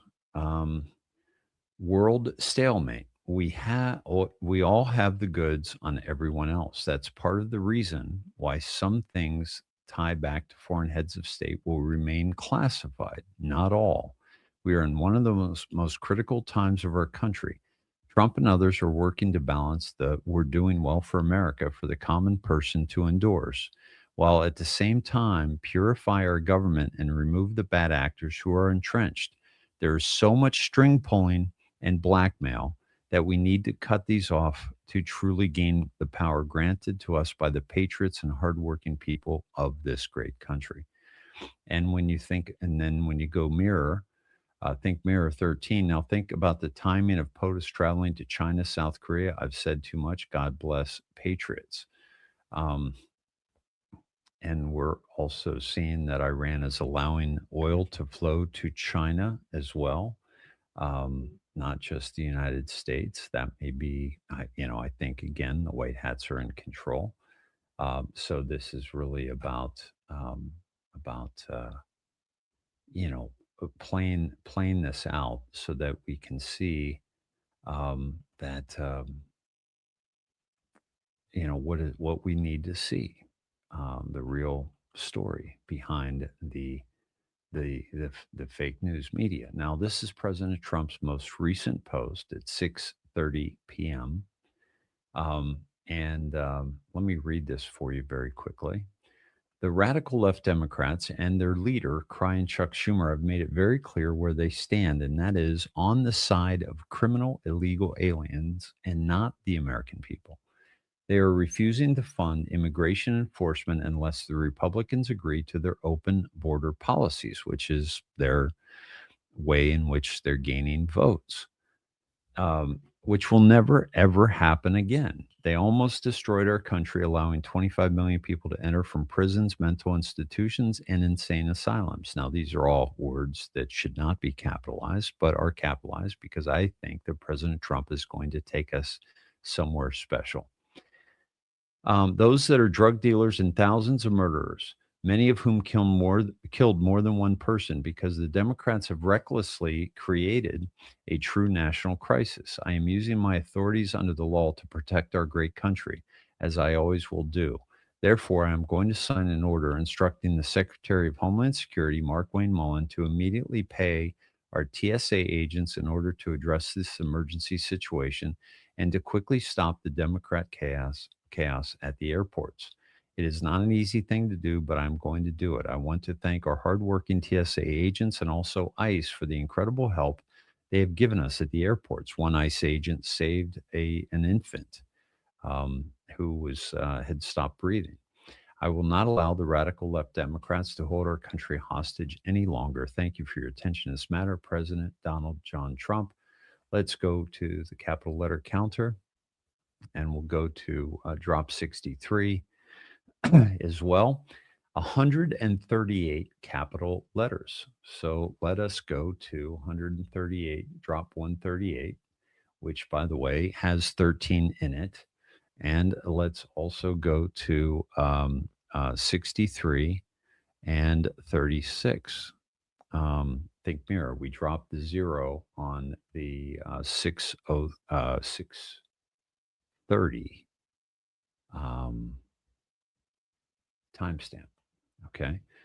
And let's go to 138 first. Papua New Guinea, Bank of Papua New Guinea, Paraguay, all these central banks, all the way down to Zimbabwe, Reserve Bank of Zimbabwe, the Fed, and the IRS. Fact, U.S. Federal Reserve is a privately owned company sitting on its very own patch of land, immune to U.S. laws.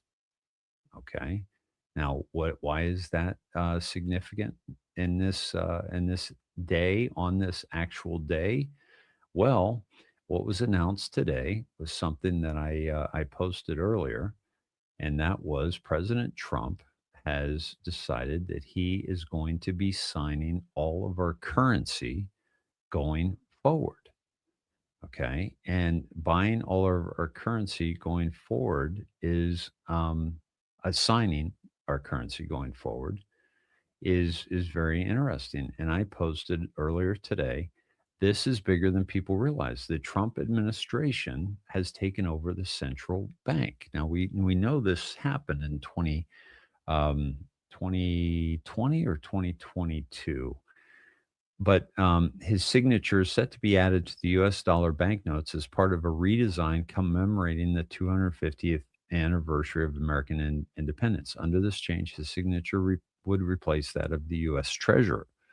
Now, as we know, the Federal Reserve Bank creates money, and by asking the U.S. Treasury to agree to print, X amount of dollars, and then the U.S. Mint goes ahead and prints that. But there's never a request by the Federal Reserve that the U.S. Treasury does not grant, because the Federal Reserve is a privately owned bank and they are in control of our government.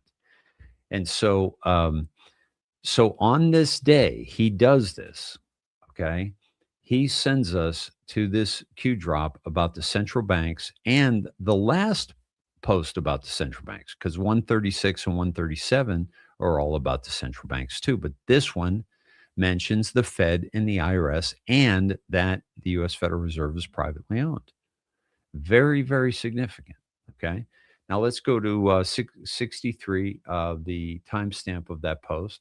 To those watching, you know who you are. Now, this is Q speaking to those in, and by the way, this was also the last post Q did before signing it as Q.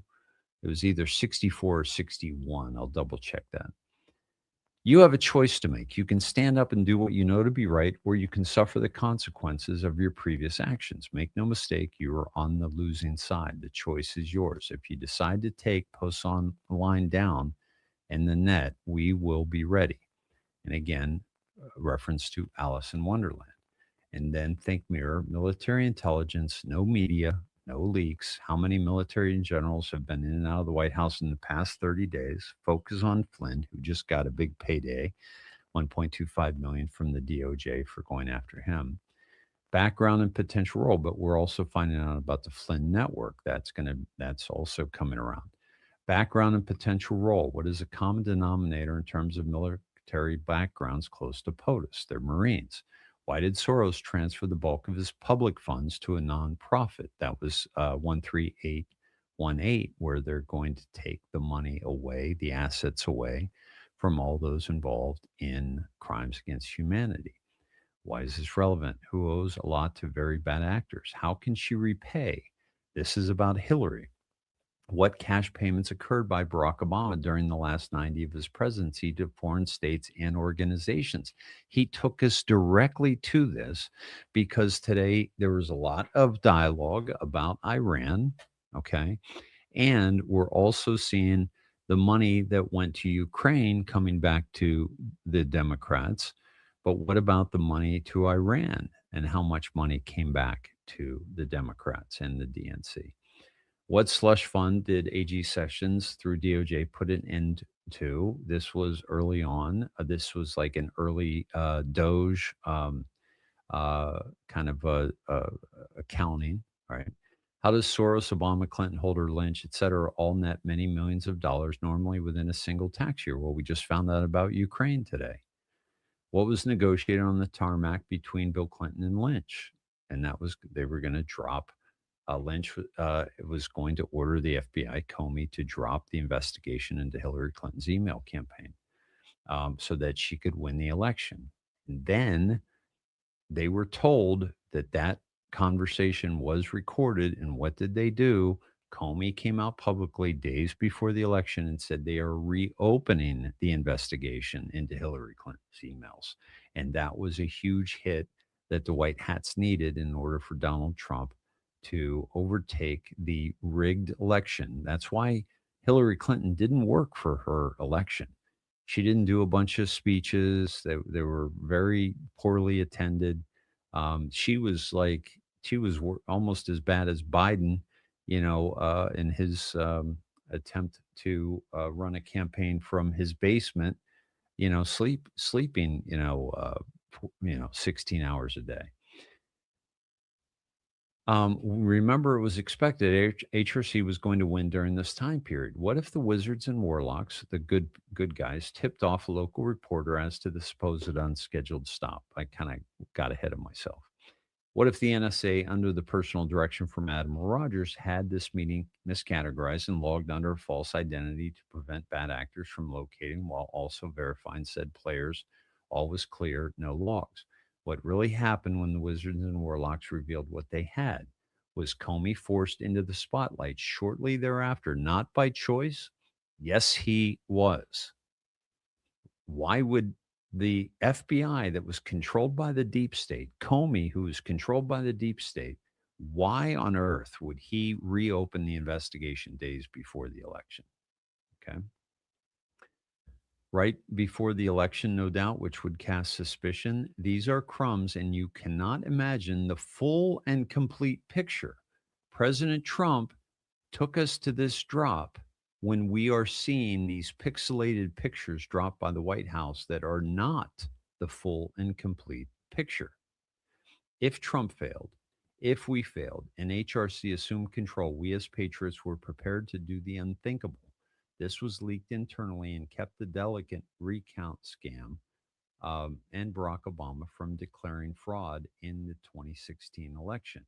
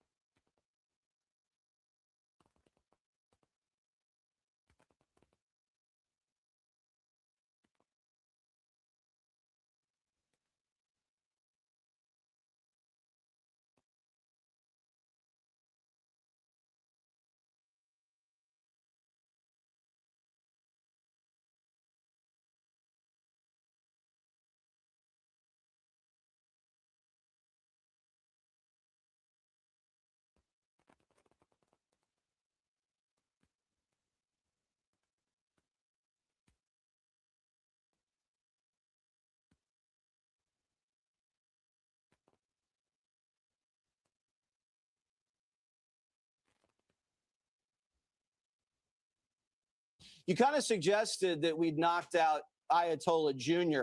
Have we? And did the CIA tell you that Ayatollah Jr. is gay?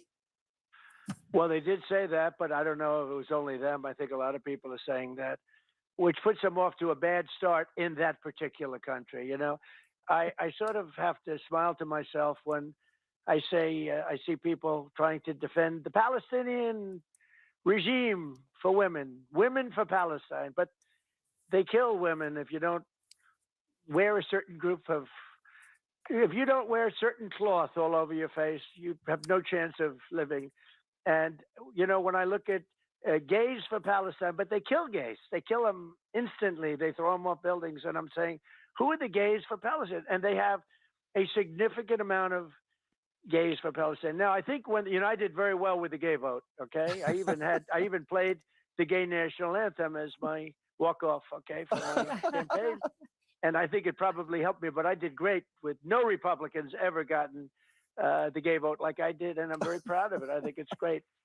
Perhaps it's because I'm from New York City. I don't know, but the gay national anthem was my walk-off, and I think it probably had. But think of it, gays for Palestine, but they kill gays in Palestine. So when they hear that, I think probably we can talk them out of it. It shouldn't be too hard. Hi, Mr.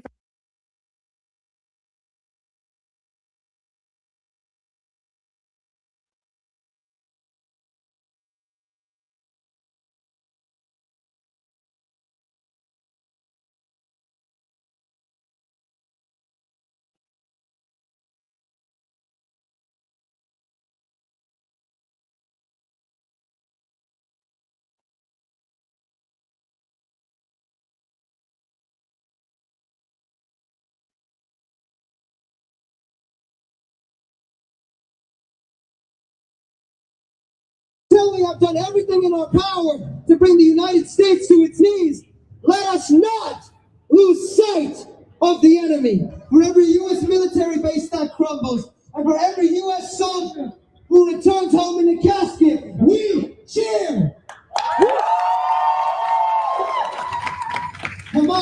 Hezbollah, Ansarallah, all of the resistance forces we celebrate. These popular voices on the ground spend every waking moment in direct confrontation with Zionism, and they rely on a strong Iranian state to maintain their fighting capacity. Do you hate America? May a Hamas rocket blow up your family's home. Till we have done everything in our power to bring the United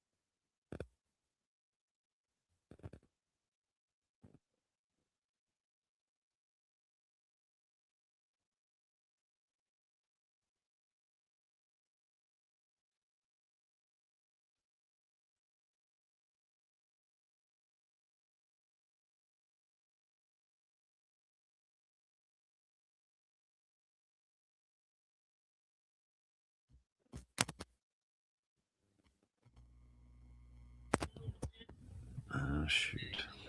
Okay. Thanks, bro. I appreciate it. Okay. Thanks. That was Crazy Pete let me know that you guys haven't been hearing me and I haven't been on your comments. How is it now? Can you hear me now? I just redid this. And Kevin's doing the same thing. Okay. There you are. Okay. You can hear me now? I am so sorry, my friends. I can't even begin to tell you how amazing what I had to say the past 10 minutes was. But I can't remember it. So I'm so sorry. So frustrating. I'm going to have to figure out what went down. But, basically what I was talking about was this young woman is very much that they wouldn't even let her change the euthanasia because they already sold off all her organs. I mean, before she's even dead. I mean, absolutely tragic. I want to take you to some good news. I've done some research on this, and this is a very, very important topic. Okay. Howard Lotsof was 19 years old and addicted to heroin when he took ibogaine in 1962 for fun. Now, I've read about ibogaine in Breaking Open the Head by Daniel Pinchcliffe, I believe. He came down 36 hours later with no withdrawal symptoms and no craving for heroin. He tried it on 6 addicted friends. 5 of them had the same result. He spent the next 48 years trying to get it approved as a medicine. He died in 2020, still waiting.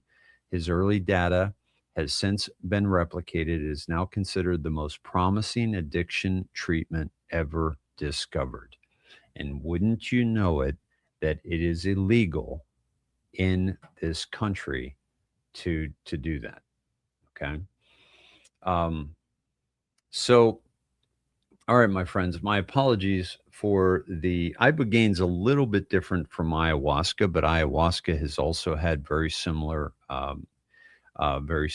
results in ending addiction. So you heard all of it, Marie. Now, I know the videos were playing, Pete said, but my mic had was not working. Green Eyed People, exciting show tonight. I am excited. 127, very cool. And okay, we missed a bunch. Sorry about that. Very, very sorry. But you heard the videos. Okay. Yeah, but we missed everything. Okay. All righty. Yes. Here we go. And Polar Bear Pause, I just heard static here and there, so I'm going to have to test that. Dina says, my sister went to Mexico for ibogaine. Dina, what did she go for, and did it help? Yes, this is ibogaine. That's how you spell it. ibogaine.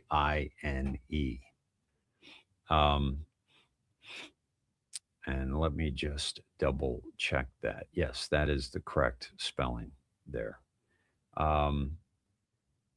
She is sober, and she was addicted to heroin. Was that what it was? She was addicted. She was addicted to heroin. Thank you, Dina. That's amazing. Thank you for that testimony for ibogaine. And ibogaine is very similar to ayahuasca. When you take it, you purge, like you throw up, you shit, you piss, you do whatever, but you get toxins out of your body. You sweat. It's very intense, but it's like this short, intense ceremony that you go through. But then look what is left behind. Look what is out of our system. And these are like plants, roots of that God gave us for this purpose and for expanding our minds. So very, very good. So thank you, Dina.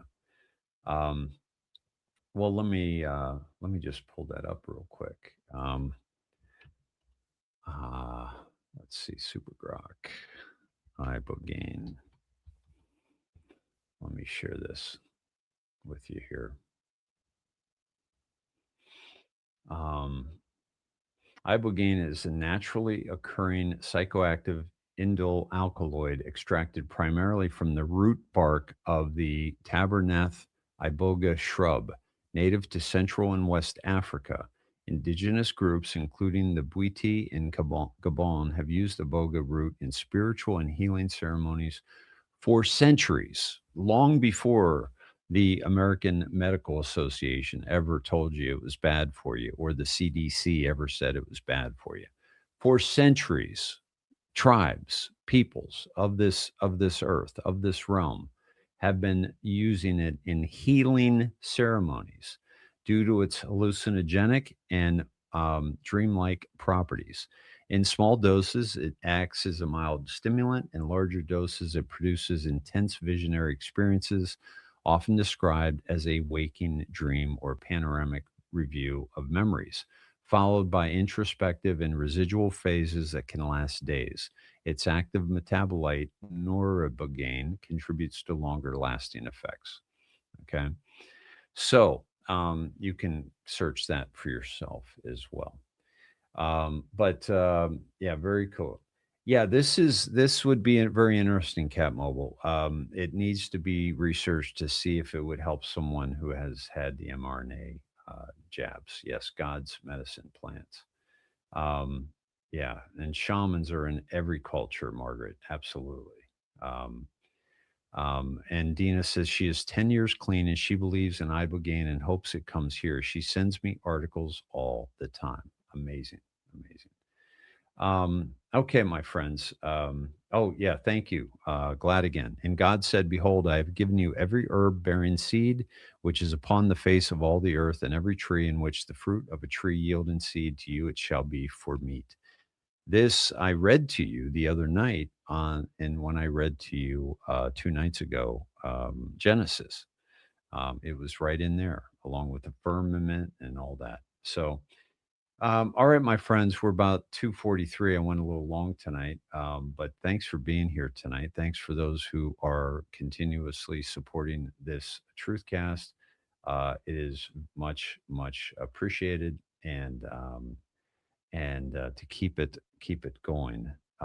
So thank you all for that, and I will. I'm not sure about tomorrow or Saturday, but I'll keep you posted. Please look for an announcement, or just look for me live at about 8:15 every night Central Standard Time, and I'll be back with you. And thank you, my friends, for being with me this week, and for all the great wishes that you sent me on my trip.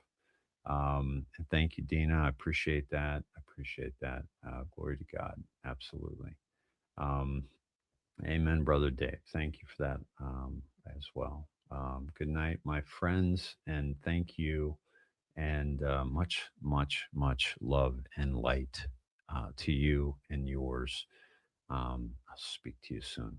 Good night.